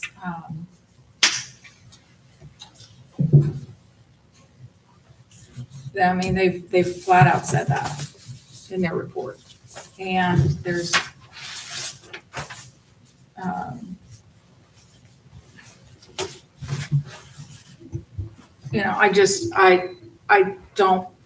don't see how, we have to have capacity. It's Well, part of our here's code. one way I can answer it. Of course, that's at our risk to proceed without the capacity. But I also know that CJ won't give us the capacity letter until we design the engineering for the sanitary. So we're like in a double edge or a chicken and egg conversation. Well, not for me, but maybe for you. Oh, no, without us, I mean, we would have to do the engineering first in order to get the zoning approval, is what you're asking. So we'd have to go through all the modeling and all the building of the actual lift stations downstream and upgrading the pipes, which we would do regardless after the development's built to provide the capacity for this development. So it's one of those areas that we know that there's 2 lift stations that have to be upgraded to provide capacity for this development. There's a lift station adjacent to this development, and there's one further south. So those are the 2 lift stations that we'll have to front the bill to upgrade in order to increase the capacity in this area to provide capacity for these developments. And that's something we'll do as part of the final engineering plan in order to do those items. So it's one of those items that CJ won't give the capacity until the actual engineering work is complete. We can continue to go through this solution, but I can't do anything until I have the zoning complete to be able to design the engineering, to do the sanitary lift station improvements, to be able to increase the capacity. Well, our code says a preliminary plan cannot be approved unless there are adequate public services and utilities available. Cannot be approved. So, now, let's see. So the zero foot buffer on the wetland. Is it wetland A, is that what you're calling it? The one closest to the multi. On the southwest side, yeah. I mean, really? Well, no, we're not gonna disturb the wetland, of course. I mean, we have a 25-foot buffer. Yeah, they're designed for us, there's obviously preserve the wetland, and considering the grade, our elements are, that we'll have to grade within that 25-foot buffer to preserve the wetland.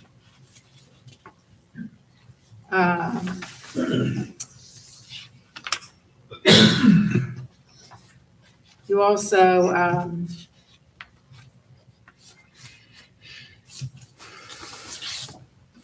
have reduced the protection buffer down to, absolute 0 feet for the multi-family buildings, 6, 7, 10, and 12, as well as several parking networks and the main thoroughfare, which requires layouts, our code requires layouts to properly consider natural features. And again, that's the wetland protection. Mhm. Yeah, we're protecting the wetland, but the buffer will be, again, the wetland will still be intact. I guarantee you. Well, but our code requires different from what you're proposing. That's why we're asking for a variance. Yes, right, which, the, let's see, so the culvert fill you discussed earlier. Right. All right,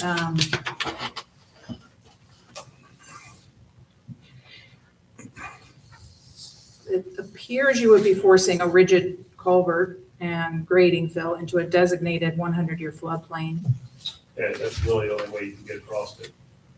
which threatens to back up stormwater onto upstream parcels. We wouldn't do that.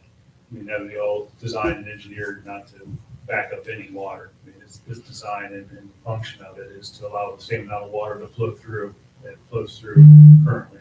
And any 100-year flood or 500-year flood in that same manner. So they're designing the elements of, you know, the dicer run being the same capacity or greater flowing through there whenever a culvert is built. So the culvert is built in such a manner not to disturb that or impact that stream. Well, I mean, It's just the same way as Taylor Road. If you look at Taylor Road, the same element happened there. When you get Taylor Road called Dicer Run, it's the same type of element. That you have to cross the stream in some manner. mhm. And it's, they're done consistently throughout Central Ohio in the same manner. The stream and floodplain and all those design elements are done everywhere in that same manner. Well, the neighbors have complained already about flooding in their area, so. And I think, you know, from a standpoint of this development, controlling its flood water that currently comes off of the development, going into the detention basins before it outlets and Dicer Run, also helps those different elements in the same manner. So, you know, from a standpoint of the flood waters going on our development, the protection is increased through the final development for the, you know, because of the stormwater control. And then, you know, Dicer Run, an element, we won't have any impact on Dicer Run as far as floodwaters. And if, you know, there's neighbors that have current issues along their property lines that are adjacent to ours, we have to address those as well. So there's, you know, our property cannot flood their properties. Right. So we designed it such an element that any water is collected and dispersed into the basins and then outlet into a proper outlet structure. All right, so the next question would be about the stormwater retention basins. The assistant city engineer determined that the developers designed stormwater management areas appear, let's see. Yeah, I have my papers all over the place.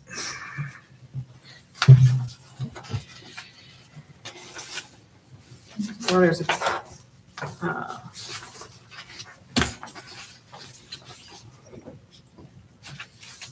page. Well, my apologies. So there seems, can you clarify what was said about the stormwater management areas with the retention basins?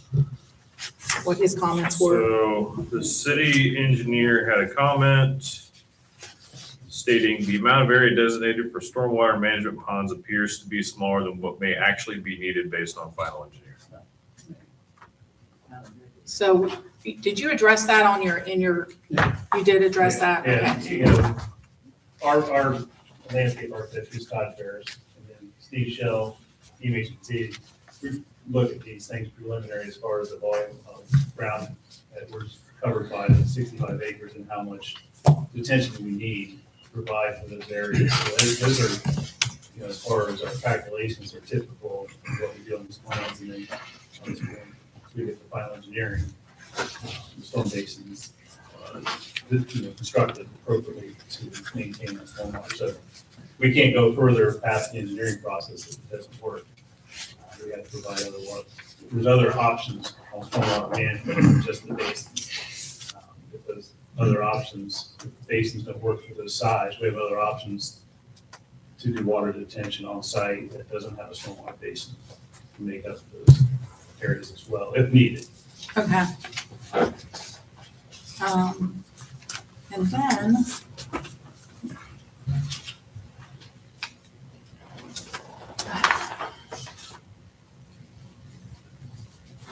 So I know we talked about traffic study, and there is a concern about, when I look at that, the homeowners on the east side on Taylor and the lights that would be coming, I have no idea. Hopefully, one of them is here, or maybe all of them are here to make a comment about, there's 1, 2 there, to respond to what their ideas would be for a solution there. I personally I have no idea what you could possibly do there, but No, headlight screening from the yeah, the connection headlight at Violet screening, Road. yes. So, perfect example that we do in other circumstances, we are able to offer that resident that we build a buffer mound with landscaping. It could be a mound, it can be trees, it could be shrubs, it could be any kind of sort of design element that we can put in their yard. I wonder if there would be room for that. There's room. I mean, Todd's looked at the element, there's room in those front yards to provide that screening. If they choose to have it, I mean, it's up to them, of course. But we're willing to provide that screening. Okay, so I guess we'll talk about And that. we could do maintenance agreements too. So it's just- I'm at 693. Okay. Well, we'll discuss that Yeah, after, you'll have time for comments later. we will discuss that after the residents speak. I think that's probably Yeah, that we're follow. willing to do, make every effort possible that our offer to the residents is to build something. If need be, if they want us to maintain it, we Yeah. can also do that. A comment was made about the width. So the code deviation you're requesting is to narrow the Violet Ridge Lane connection down to 24 feet width. The Public Service Department has objected to this, stating that the roadway width must match the city's standard code of 28, right? So this is for, the purpose of having it 28 feet is for fire trucks, buses. 20 feet's required minimum for fire. So 28's in excess. Actually, 26 feet allows you to park on one side of a public roadway. So it's way in excess of what it needs to be.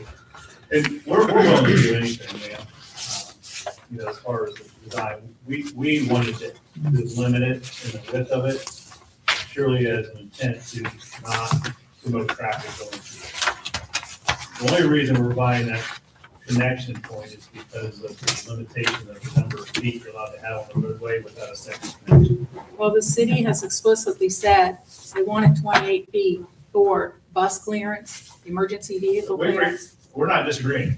Okay. We're trying to offer So- a solution that slows traffic down, that tries to basically put a buffer in place so people don't use it as a cut through. Residents on South Taylor Road or businesses, we're trying to eliminate the function of people coming through there and going down through our development instead of going down Taylor Road, or try to eliminate residents or other people going through our development out onto Taylor Road, to make it just local traffic only. That's why we suggested 24 feet, that's all. It was just a suggestion, try to, meet in the middle between the residents and the city on what elements are approvable or not. The 24-foot standard meets the requirement for fire codes, it meets the requirement for trash trucks, it meets the requirement for snow plowing. So it meets all the standards. Granted, if the city wants a 28-foot wide road, we'll do a 28-foot wide road. It says that the traffic department said that minimum per code is 28 feet. That's what they stated. They didn't say 20 feet is okay by fire code, 24 feet is okay by. Yeah, I'm not But arguing. I'm saying, with anybody. they are stating that 28 Yeah. feet is the code minimum. I'm just trying to make the argument or the discussion that we will do 28 feet. The only reason we suggested 24 was to make it a calming device for traffic for a cut through. Another word for calming is bottlenecking. I don't know. Yeah, slow it down. So I don't know if that's a good idea. That can possibly bring, more accidents, collision risks. So, so then, what else? Let's see. Regarding the architecture, So obviously, we discussed the amenities Mhm. and the requirements. And so you have, let's see, you removed the 10,000 square foot amenity commitment.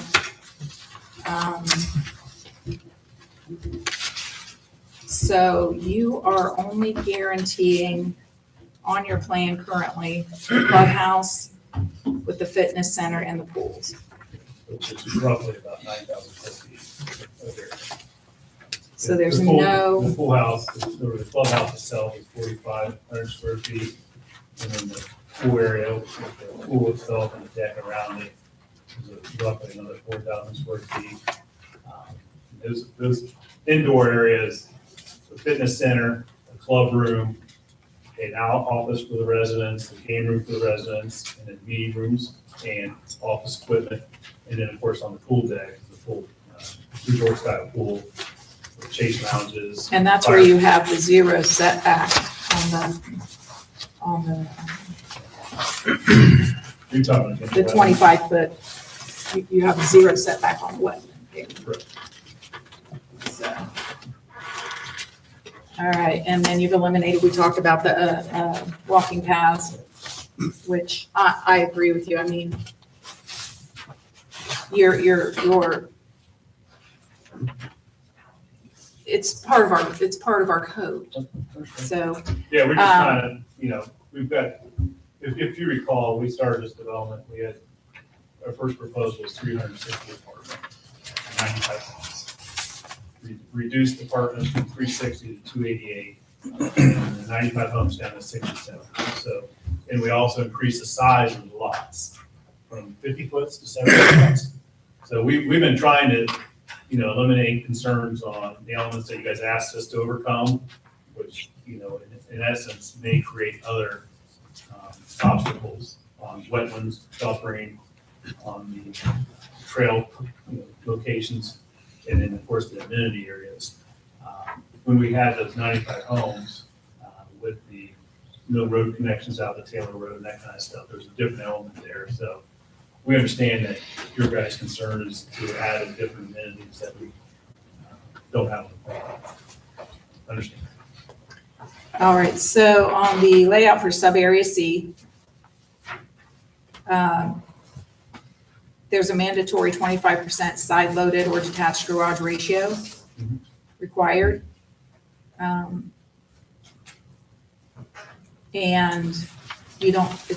your plan doesn't guarantee that.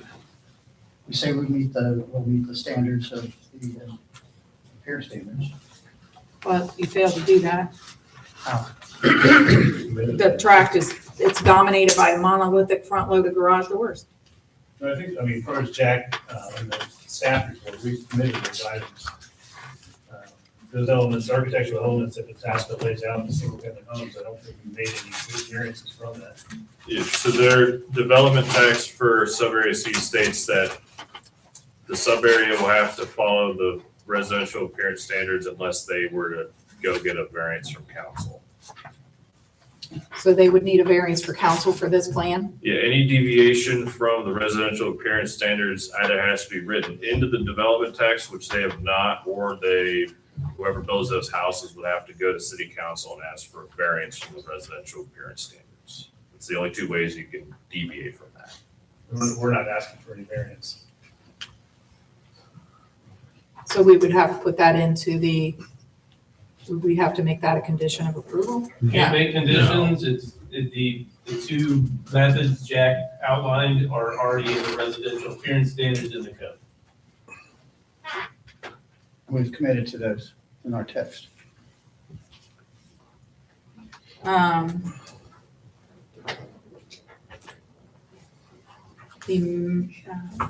There's a density conflict.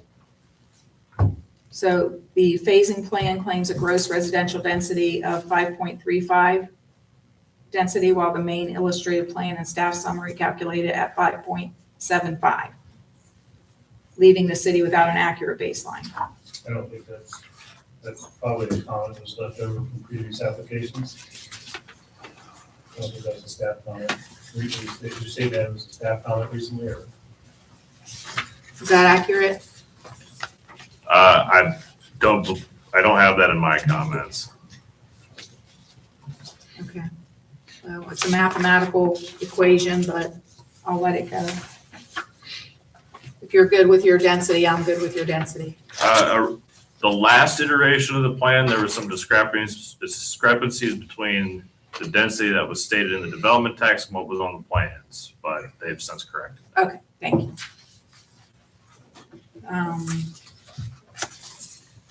I think that's all I have, but I do have a question regarding, we have a letter, 2 letters from 6964 Taylor Road and 6968 Taylor Road. I don't know where those are on the plan. We just got this on our dais. Do you know where those are? On Taylor Road? I do not. Okay. That's all I have. Thank you. Okay, thanks. Any other questions for the applicant at this time? Just one. Are you wanting us to vote on this tonight? Is that your intent? Yeah, our intention, but I would assume that you guys have, still have to listen to residents' comments. Absolutely, yes. Want us to comment on those. Okay. You know, the idea is we want to walk away with a positive vote, so. Okay. Like I said, you guys are on tonight, that you guys, doesn't seem like we can address those conditions. No, we're not allowed to put conditions on it, so. We're in this forever. No, understood. You know, we try to address the comments we received at last meeting, we come up with additional comments, try to address those as well. So we're very willing to work with you all and the staff, of course, and the residents. I am more than willing to meet with the residents to discuss more issues. You know, we're kind of fit up against an element of traffic on Taylor Road that we as a developer, our development worked as we previously designed it to have only access on Broad Street. It did not want to interfere with residents on Taylor Road intentionally, was our concern. However, understand that the city has requirements for connections, and so we're kind of, So it didn't work. I'm sorry? It didn't work. You said it worked for you, but according to the city and safety, it did not work. So, Yeah, I guess agree to disagree. The safety, we were willing to provide fire access, which is a safety element. I'm not sure. it did not work because the city said it did not work. So, Again, stuff in the middle. Thank you. Thank you. No, when I say didn't work or did not work, again, trying to be a neighborly person and not create that access. right. Well, your first comment, it worked for you, for your development. That was correct, but it did not work for the city and planning and traffic and safety. Any other comments or questions for the applicants at this time? No, I sir. have one more. So the comprehensive plan has this as medium density, and it recommends R10 for the residential areas for this location. And those are 10,000 square foot minimum lots. So you say you looked at the comprehensive plan and you're doing a PDD, but you kind of ignored the residential recommendations for that medium density area. And I'm just curious as to, does it really then comply or fit in with the comprehensive plan, or you just say PDD and we'll do whatever we want? We'll just kind of maximize the density that we can get here, because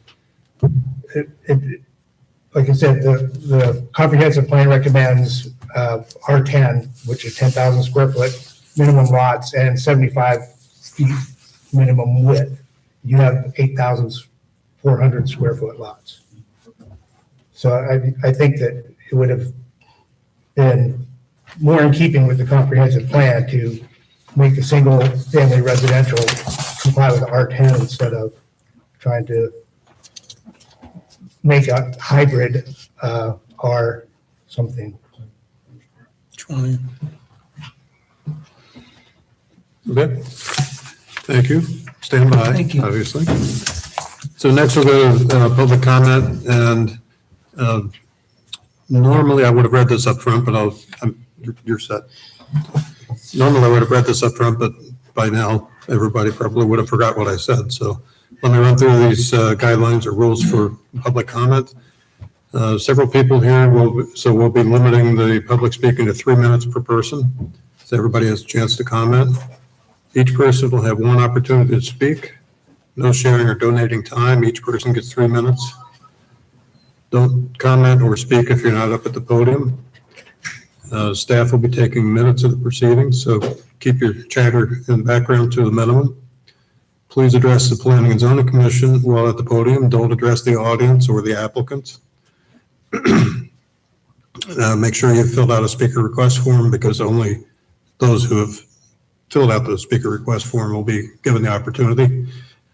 And when you come to the podium, Lisa will swear you in, and then come up to the microphone and give your name and address for the record. And above all, be respectful, no name calling, insults, whatever. So with that, I think we're ready. And I will call out 30 seconds later, just so if you want to finish up your statement, you can finish up. Okay. Okay, first one is Ken Olada.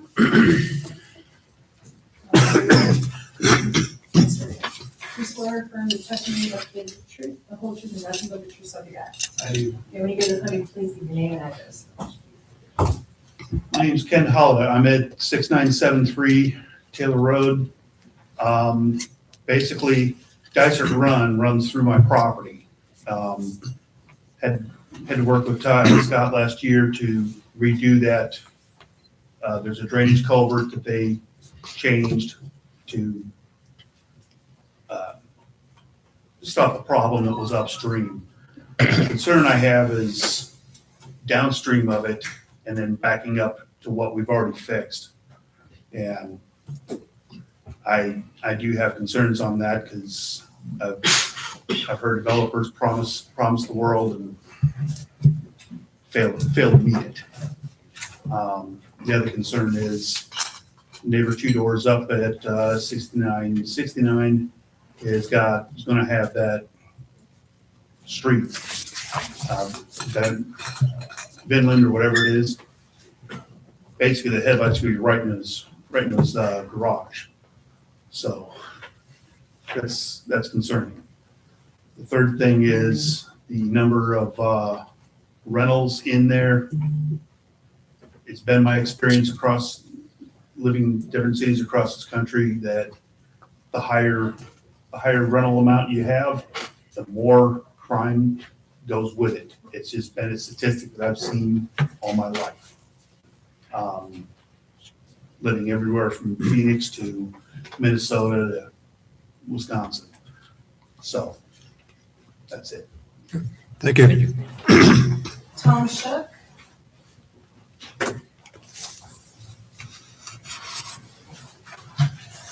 Now, we do have a copy of a letter from Mr. Shook. You have a letter from me also, but this is additional. Am I speaking now? Yes, sir.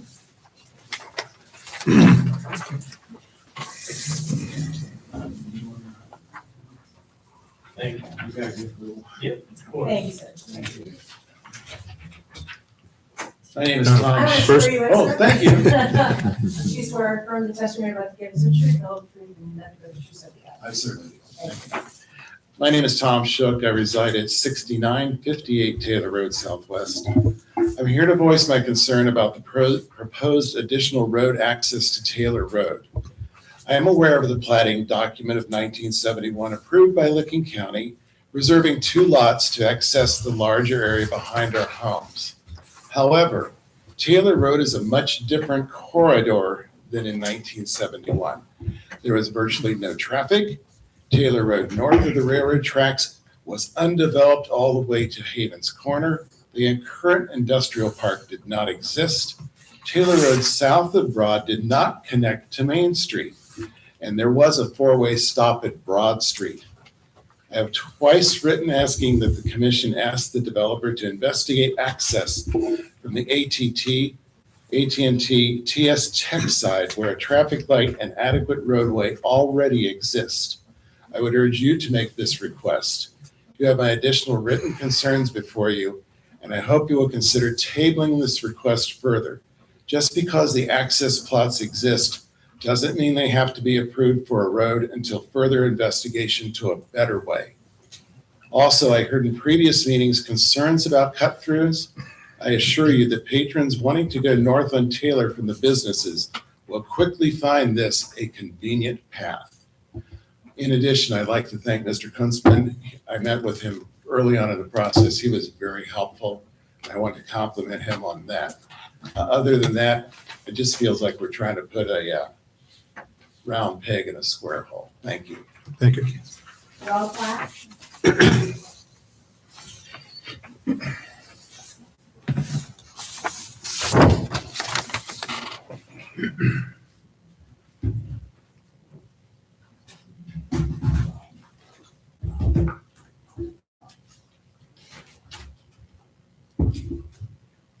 Do you swear or affirm the testimony about the truth, whole truth, and nothing but the truth, so help you God? I do, thank you.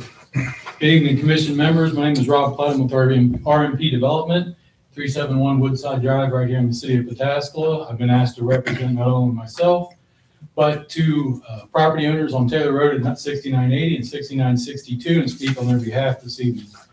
Let me be extremely clear. We are now in our third hearing, and you've heard me say this a couple times. This is real easy. You need to send a recommendation of denial to city council. This is cut and dry. It's a really easy case. We've got a developer that is only worried about the almighty dollar. That's what's coming before you. The property is already zoned for GB and R20. Those are half-acre lots, which is what's to the east on Taylor Road, R20. If you want to make the argument of what's to the west in Jefferson Township, then go back and look at when they zoned that for TS Tech and all those things. It was because it was going to get eaten up by Reynoldsburg. Why do I know this? Because I worked at Jefferson, so I can tell you this stuff. It's already zoned. It's got GB out front, R20 out back. They want to come through with a PDD, PUD, mixed use. It doesn't matter what you call it. We're trying to open this up into something that we can craft our own document, slam in a bunch more units, and say, hey, we've done a great thing for the community. But over 3 hearings here, just as Mr. Thomas just said, hey, we started with this giant number of apartments, but we heard your concern. We heard the concerns of the residents, and we reduced that. It's a typical tactic of a developer. Don't fall for it. They're now down to 355 units. Even if you took the entirety of the site and said, okay, we'll do half-acre residential, that's 115 possible lots. That's not even, the number is actually less because you've got GB out front. But in a worst-case scenario, they want 355 units at a place where traffic is already issued, and then they're paid consultants, let's keep in mind. We've got 2 from EMH&T. We've got Mr. Ferris up here to tell you how great this project is for the city.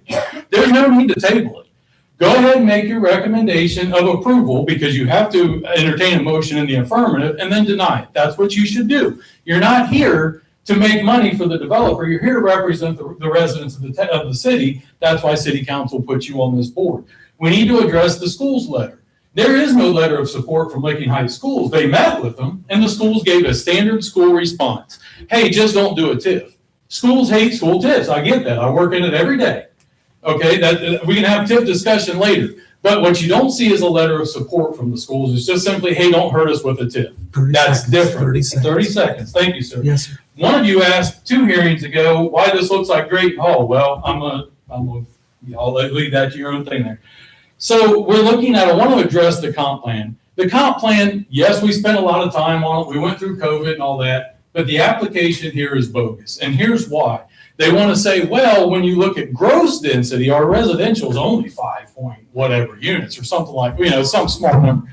We're talking about truly 5 units to the acre. It would not apply elsewhere. Deny this. Thank you. Thank you. Eleanor Cohen, Covello. Do you swear or affirm the testimony you give is the truth, the whole truth, and nothing but the truth, so help you God? Yes, I do. Thank you. My concern is they were talking about the traffic. Start with your name and I'm address, at please. 69, what is my address? 6975 Taylor Road. And at 2:30 every afternoon now, that road is jammed and backed up. And when it's school time, there are 4 different stops right on Taylor, and each one stops at the houses. The kids don't congregate, they're at each house. This now is causing people to get livid. I mean, they can't do anything about the kids. I'm just concerned about them too, because one of these days, I think somebody's gonna flip. And I'm gonna tell you something, knowing how people are, because I have to leave my house, because I cannot turn left from my house. So I turn right, I take the next road right, and then I get to Broad Street and turn right again to get to Myers. Or I have to turn right and then go to another road to get on Wagner. So you don't think people will cut through this development or that development cut through here, even if you put those barriers that say you can only go this way or that way? They're gonna go around it. I can guarantee you that. Thank you. Thank you. Thank you. Gordy Weber? Gordon Weber, 6984 Taylor Road, Southwest. Do you swear from the testimony you're about to give is the truth, the whole truth, and nothing but the truth, so help you God? I sure do. Okay, look, you've heard me a few times. However, I want to be a little bit more specific.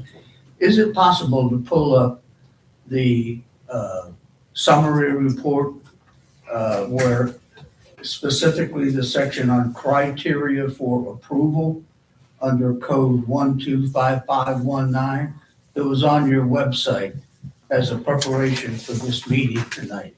Is it possible? I don't have that full list It's on in the there. PowerPoint. It is in their staff reports. Okay, well, that's Here okay. we have it, yeah. Let me go item, I want to get index A.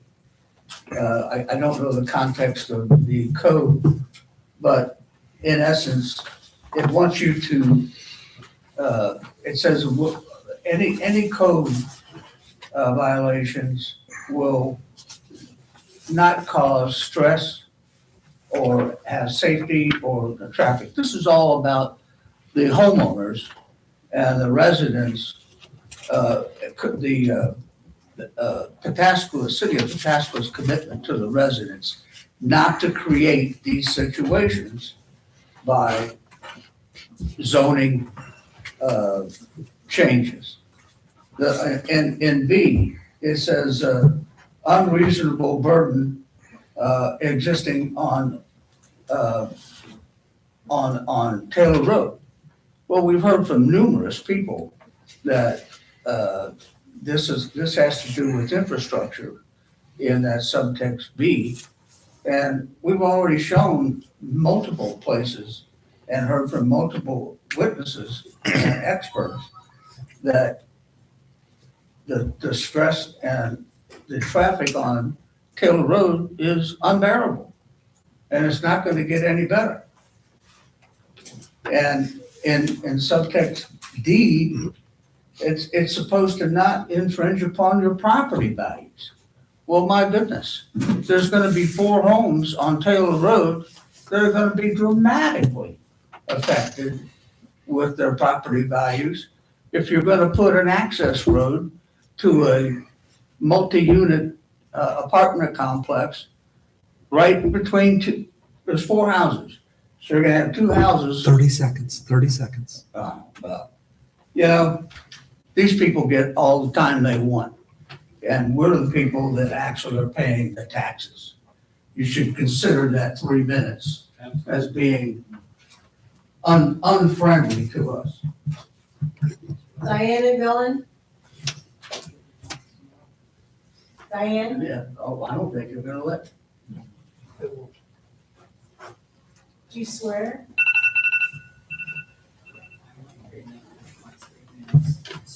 He said that you can't give her minutes away.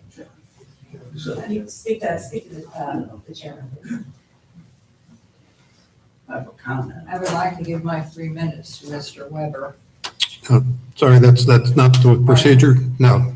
We've said up front that we can't share time between different speakers. It's all good, it's good for Congress, it's not good for here. That's it. Any others? Okay. That's it. Mr. Ferris and your group, do you want to address some of those comments?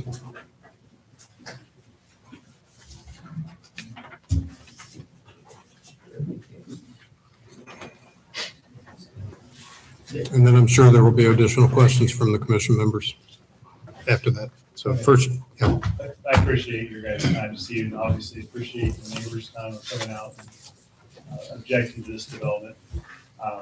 First and foremost, I just want to be clear, we do this process to provide housing for people in Central Ohio. We don't necessarily just look at this as a profit or just, shoving in a development, just to shove in a development. We obviously listened to your guys' comments through the process. We tried to address the residents' comments. When we first started looking at this development, we did it in such a manner to address residents along Taylor Road. Essentially how the site's designed is to place the single-family homes adjacent to the existing single-family homes on Taylor Road. So that's why the development's laid out the way it is. Of course, we've developed the front part of Broad Street as commercial because of Broad Street being the main corridor for that essential reason. And then, of course, the development directly to the west of us is AT&T and TS Tech and apartments. So that's why we placed the apartments in that location. So this was intentionally designed in those manners to basically add a buffer for the residents or some type of transition between the existing residents on Southwest, Taylor, Southwest, against existing or future residents inside our development. Again, as we also commented earlier, working through the process, we tried to necessarily change the plan in essence with your guys' comments as well. Try to eliminate any conflict on any of the wetlands, the floodplain, the actual stream itself, and of course, all the other environmental concerns about the area. So, but go back to why we're really here is again, the housing. So as you guys all know, housing in Central Ohio is at an all-time high in demand and an all-time low in supply.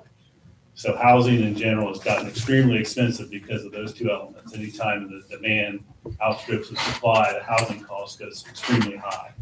And those elements are necessarily what we try to overcome as developers to provide the mixed use of housing at an affordable price. We're not the most expensive apartment development in Central Ohio. We do quite a few of them in Central Ohio, but we're considered workforce housing. We're for people that work in the area, that work in the warehousing, or work in distribution, or work in the technical side of, or teachers and firemen and police officers for our apartments, young professionals, and then of course the housing is a step up from those apartments where provide housing for the residents of Pataskala that are looking to either buy a new home, move out of an existing home, or just move back to their area where they grew up. Pataskala residents live here with their parents, go away to college, and then give them an opportunity to come back to Pataskala. So we're trying to provide that different housing element. Again, the commercial aspect of it is, what we call neighborhood commercial, with the retail or restaurants to provide, not only amenities for areas around Pataskala, but also our residents for the walkability of being inside this development, living in a single family home or the multi-family home. You can walk to these different elements of the commercial area as well. So, we're trying to, solve all the issues at once. We're not trying to impact our neighbors negatively by having access on Taylor Road. But however, there's a requirement of the city for us to have that access, so we're going to provide that. We're trying to come up with different plans on how to bottleneck the traffic on the connection to Taylor Road, but not try to create a traffic, issue, but some calming issue. But again, we're here to listen to you guys as a board, give us recommendations that we need to address and move forward with the process. So, appreciate it. Thank you. Thank you. Questions for the applicant? No? Okay, thank you. I do have one question. Oh, okay. Have you tried to tie it into the TS Tech Drive area, or have you talked to the owners of the We've looked property at that. just to the west? Yeah, we've actually, that was kind of the first thing we looked at. We've been looking at the site for a number of years. From the standpoint of the original, we've been in contract 3 different times on this development with Illinois, or Ring Holdings is the actual name of the company we're in contract with, and looked at that. But there's, from a standpoint, that road that TS Tech's on is actually a private road. So we have to get everybody in agreement that has access to that road to give us access. So it's not just TS Tech, it's AT&T, it's the apartments. So we thought maybe it'd be a little bit of a hurdle to overcome. Plus, the Dysart Run also continues to run to that area. And the same conflict we have on our connection point going north through our site to connect from the south to the north, we'll have, again, additional conflict of running through the floodplain with more access, again, more impact. So that was another idea that we were looking at, the same concern that you guys presented us with having less impact on the floodplain area. Again, looking at access to TS Tech. So it makes sense. It's just, big hill to climb to get that access point.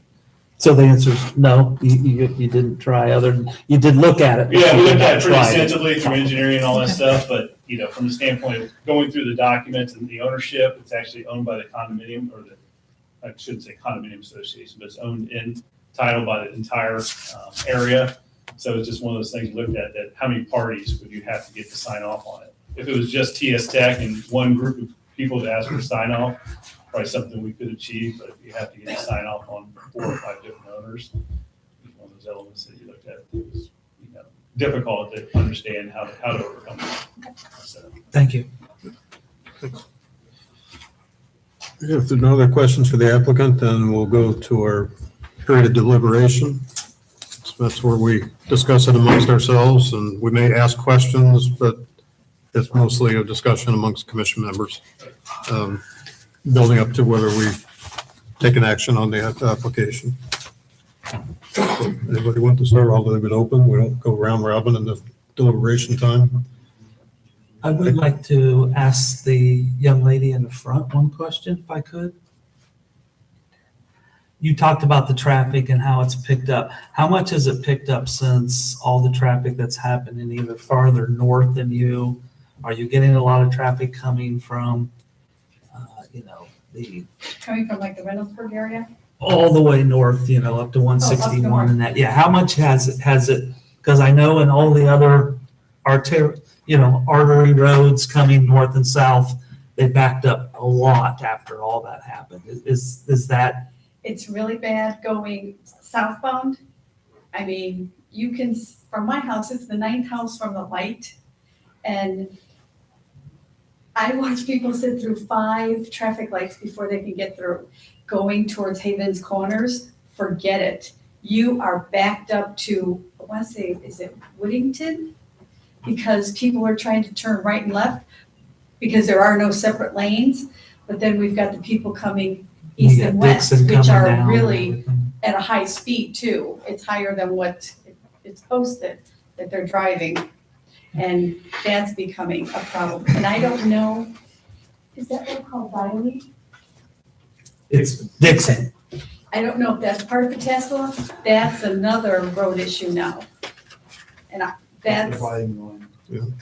I believe that's the dividing line, is it not? But I just wondered how much you're getting from the north-south, because all those arteries seem to be backing up and dramatically. for some reason, we're getting a lot of 18-wheel traffic. I don't know why all of a sudden this has been happening, but there is a lot of that going on now too. And I haven't quite figured out if they're just parking by what used to be the mulch place, I think, or is it the businesses down the road? I don't know. But yeah, it's gotten really bad. I mean, from 2:30 to 5:30, that traffic is like that. You just wonder, where's it coming from? Thank you. You're welcome. Yeah, traffic's an issue. Traffic's an issue, yes. I mean, not just there. Not just there, every north-south artery Yeah. is. We can sit through 5 cycles of the light on 310 coming southbound easily. It's the same, yeah, Right. feature, they're all the same. Yep. Other discussion? I'll start it, I struggle with this property because, you try to figure out what will fit in there. And I do appreciate that there's thoughts about putting something there. I don't appreciate the part of going from the route that they're going. You know, it's just, to me, it was zone general business. I think traffic wise, that makes it a little bit more. Trying to go to planned development, I think is a stretch. Yeah, I mean, That's just my- yeah, I agree. I mean, that it's already zoned R20 and general business.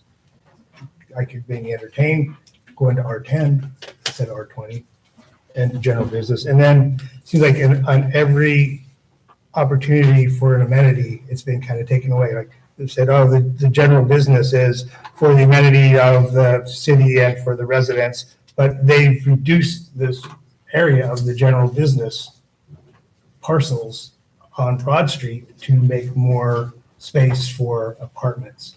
So, and, you know, and then taking away minimum square footages for other amenities. It seems like at every turn, they're reducing the amenities while saying they're also maybe reducing the density, but reducing the good stuff and keeping the high density stuff, which is a really missed opportunity. Okay. And that's why I bring up the traffic, because it's not their fault that the traffic, but that's what's happened. I mean, the traffic is real and it's everywhere now in Pataskala. Yeah, kind of a conundrum there on the Taylor Road access. You know, we got different recommendations, 24 feet, 28 feet, right in, right out, full turn or full access. And so they're kind of caught in the middle on that, but none of the solutions seem to be very good. Well, yeah, last week I drove north on Taylor Road from Broad in the middle of the afternoon, and coming south, I mean, there's just a line of cars, you know, until I got past the railroad tracks. It was like, wow, I'm glad I don't have to deal with it. And then the other concern, which several of us have noted, that bothers me is the uncertainty, the vagueness about the sewer. Yes. And this could be a recommendation to approve something that may not be even possible for 2-3 years. To answer. Who knows? Yeah. So that troubles me a bit. I think our comprehensive plan, the city paid, the taxpayers paid a lot of money to have that, to have the plan. And I think the comprehensive plan has it right, that the current code, the current R20, is it R20 or R10? I'm confused now. It's R20 currently. You know, I think that's appropriate for that area. I think our city could handle that, you know, and I think it would be more conducive, like to that property and to the neighbors that are existing there now. And the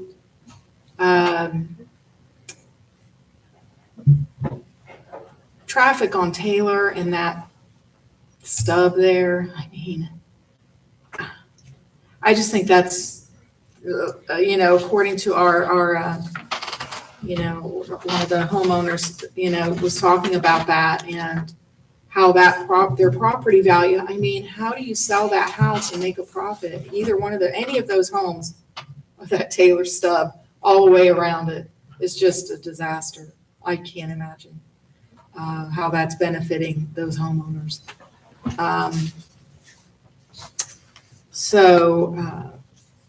You know, I just, like one homeowner said, it is trying to fit a square peg in a round hole. Yeah, because one thing to keep in mind too, even if it were all R20, you still have the access issues. There's Right. still be traffic issues. So that's not a perfect solution either, but it's better than probably what we're seeing here. Yes, I think it would be probably less cars. Yeah, to degrees, Could be. right? Yeah, I think so. Yeah, I mean, you know, at the end of the code section, there's the criteria that it's supposed to hit, and I think item F says that the benefits, improved arrangements, and design of the proposed development justify the deviation from the standard development requirements included in the city of Pataskala zoning code. So going from GB and R20 to a PDD is a pretty big deviation from the standard zoning. And I don't think that the benefits outweigh the drawbacks for this. Right. Further discussion? Are we ready to make a motion and are we all agreed to? Again, just a reminder for the audience as well, this is a recommendation that we're passing to city council, and our motions are always made in the positive, as Mr. Black pointed out earlier. Just it's clearer that way.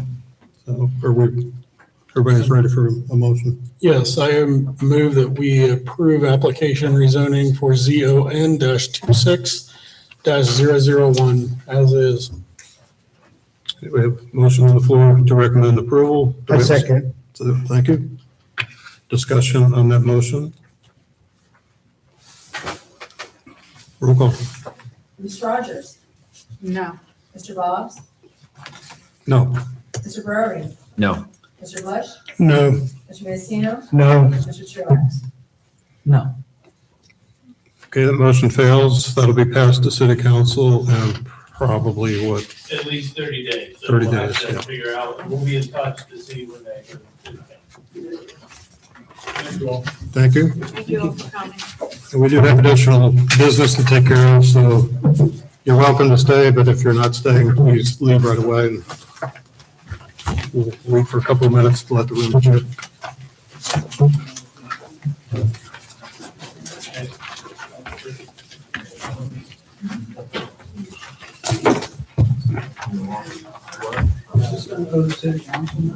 It's still we go for them, yes, but we voted for it not to be approved.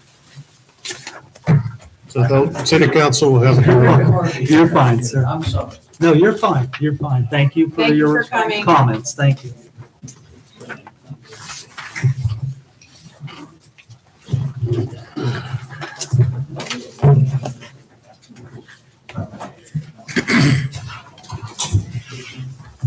Looks like he's carrying a parcel.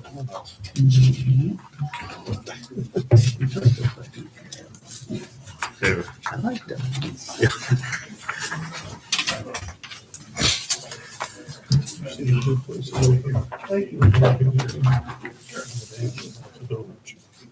Yeah, it was like $375 per donut.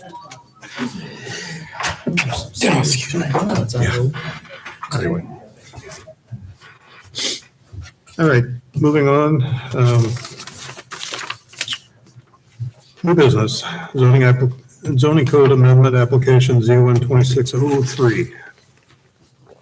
Thank you, sir. So this is, as you mentioned, the code amendment. This will be citywide. There's quite a few chapters and sections from here that will be affected. So the request is a recommendation of approval to amend chapter 715, chapter 745, chapter 1203, chapter 1215, chapter 1221, chapter 1253, and chapter 1299. So this deals with the state legalization of marijuana, either medically or recreationally. The ballot measure originally came to voters in 2015, and that's where they're going to amend the state constitution to allow one company, similar to what they did with the casinos, to allow one company to be solely responsible for marijuana sales in the state. That did not pass, but the zoning code, because one of the potential sites was here to test, the zoning code was updated in response to that going through the process. The zoning code, while this has been well intentioned, and we've seen this with when they're updating or looking to amend the state constitution, when they were doing it medically, as it's been done for approval recreationally, the code has been updated each time.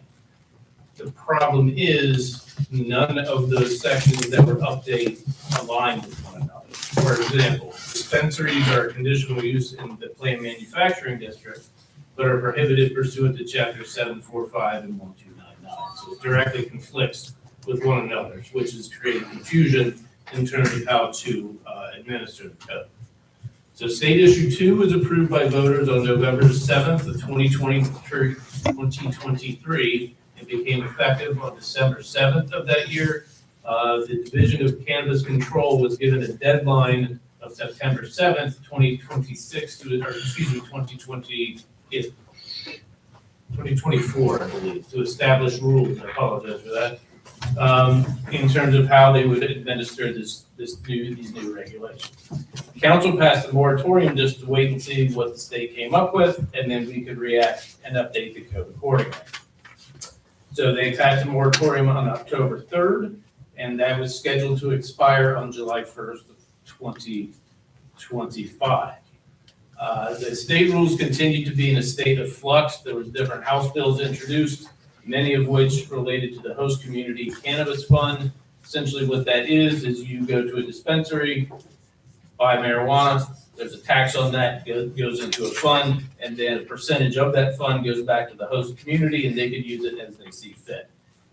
Many of the House bills and legislation introduced were going to do away with it altogether, limit the duration that this would be in effect, lower the percentage. So that was kind of in a state of flux. So as a result, council extended the moratorium twice, June 5th, 25 to December 21st, 25, and then December of last year that will expire in December of this year. So the most recent legislation was House Bill 56 that took effect in March. And this significantly updated the marijuana laws. No new legislation has currently been proposed on the state level, but due to the unpredictable nature of the legislation to date, staff would like to see some consistency for a period of time before attempting to craft zoning code that may require immediate change. So it would not be beneficial to write a zoning code that would need to be constantly updated.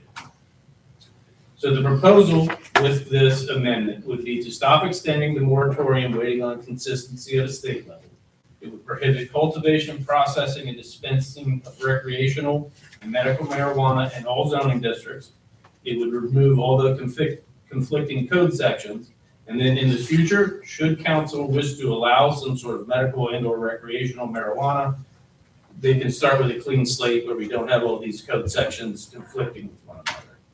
So staff went to the development committee with the proposal in May, and they recommended it proceed through the code amendment process, and the following is a summary of updates. So chapter 715, licensing of medical marijuana facilities will be removed.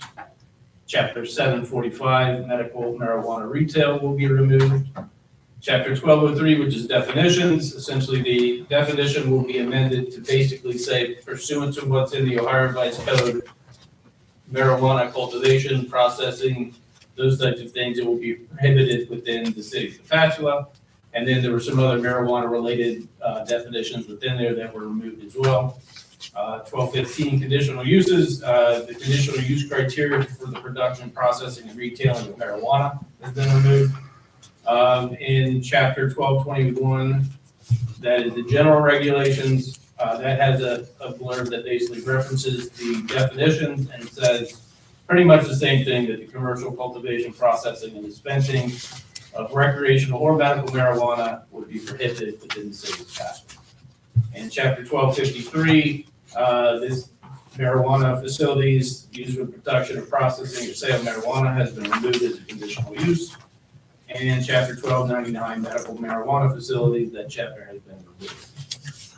So as I mentioned, the goal is to stop extending the moratorium waiting on consistency. It would prohibit marijuana uses in all districts within the city, removing those conflicting code sections, and then in the future, should council want to put something on the books that can start with a clean slate. As we know, following a recommendation from Planning and Zoning Commission, this will go on to council. No other department or agencies had any comments, no conditions, and I'm happy to answer any questions. Thank you. Questions on this? David? I don't really have any questions. I just have concerns. It's kind of like one of those things where you have a right and then you take it away, and then it's hard sometimes to get the momentum back to reestablish that right. And I'm just kind of concerned that if we eliminated it all from the zoning and count on city council later to bring it back, that it'll never come back. So that's just a long-term concern that I have. I understand the housekeeping and everything else. It's just the future ramifications of getting it back into the zoning code. I can understand that. The hard part is with it all over the place and there's no consistency, that it's hard to say, yes, you can, no, you can't, even at this juncture. So that would be, let's just make it not permitted at this time. Get rid of those conflicting code sections, and then if it comes back, it's a clean slate and it's a lot easier to do. Tim? 2 questions. If it does come back at a later time, would it come before us? Yes. Okay.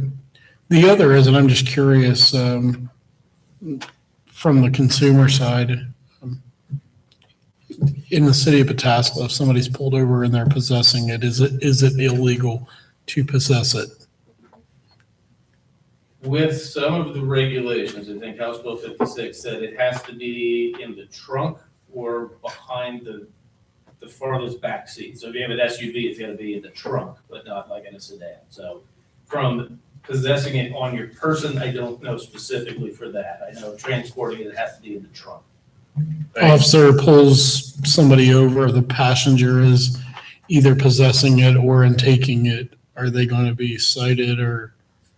I don't know, because that's a police. Gotcha, I'm just curious if you know. I know. As we go this route, The police code is the police code, and how that deals with the Ohio Revised Code and everything that they do.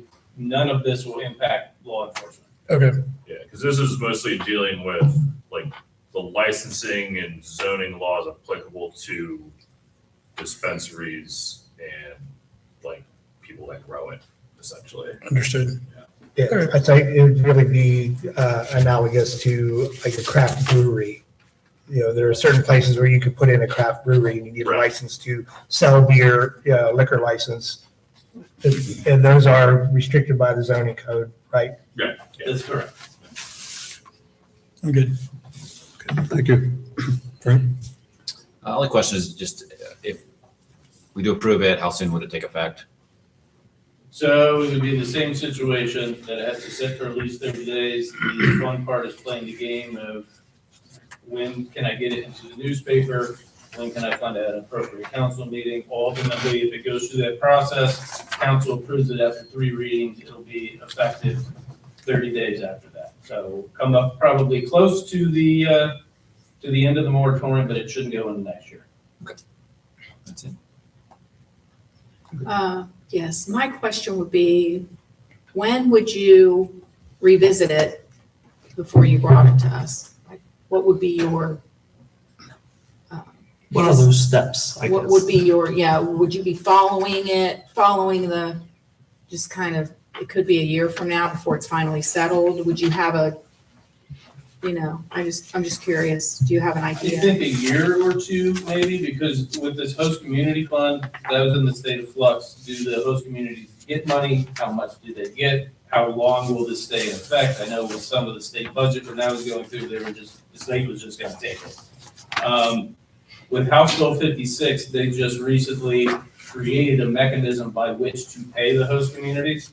So we kind of monitor that. Is this going well? Are the host communities, is there, every year you get your allocated revenue stream?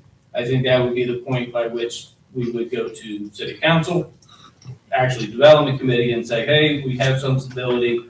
Is this something you look to do? The host community fund has, for, give them examples. So this dispensary in this location, arguably something similar in size to Pataskala, as much as you can make apples to apples with that, and kind of say, here's what this generates. And then the city with state law can say, you can allow 1, 2, 10, none, 100, unlimited. So that's kind of would be the conversations with development committee to determine, here's the situation now, it seems to have stabilized. Is this something that you want to move forward with? Okay.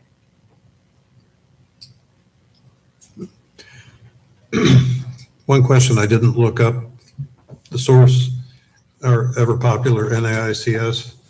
I wonder if there's anything about marijuana stores or dispensaries or anything. I don't know that there is, however, because this would be specifically in the code, it would take precedent over what's in the NAICS.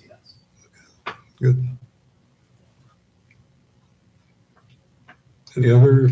My question is, what are those, so if it's going to be revisited, you said you take it to the plan development, what are those steps then that they will go through to be, put back in?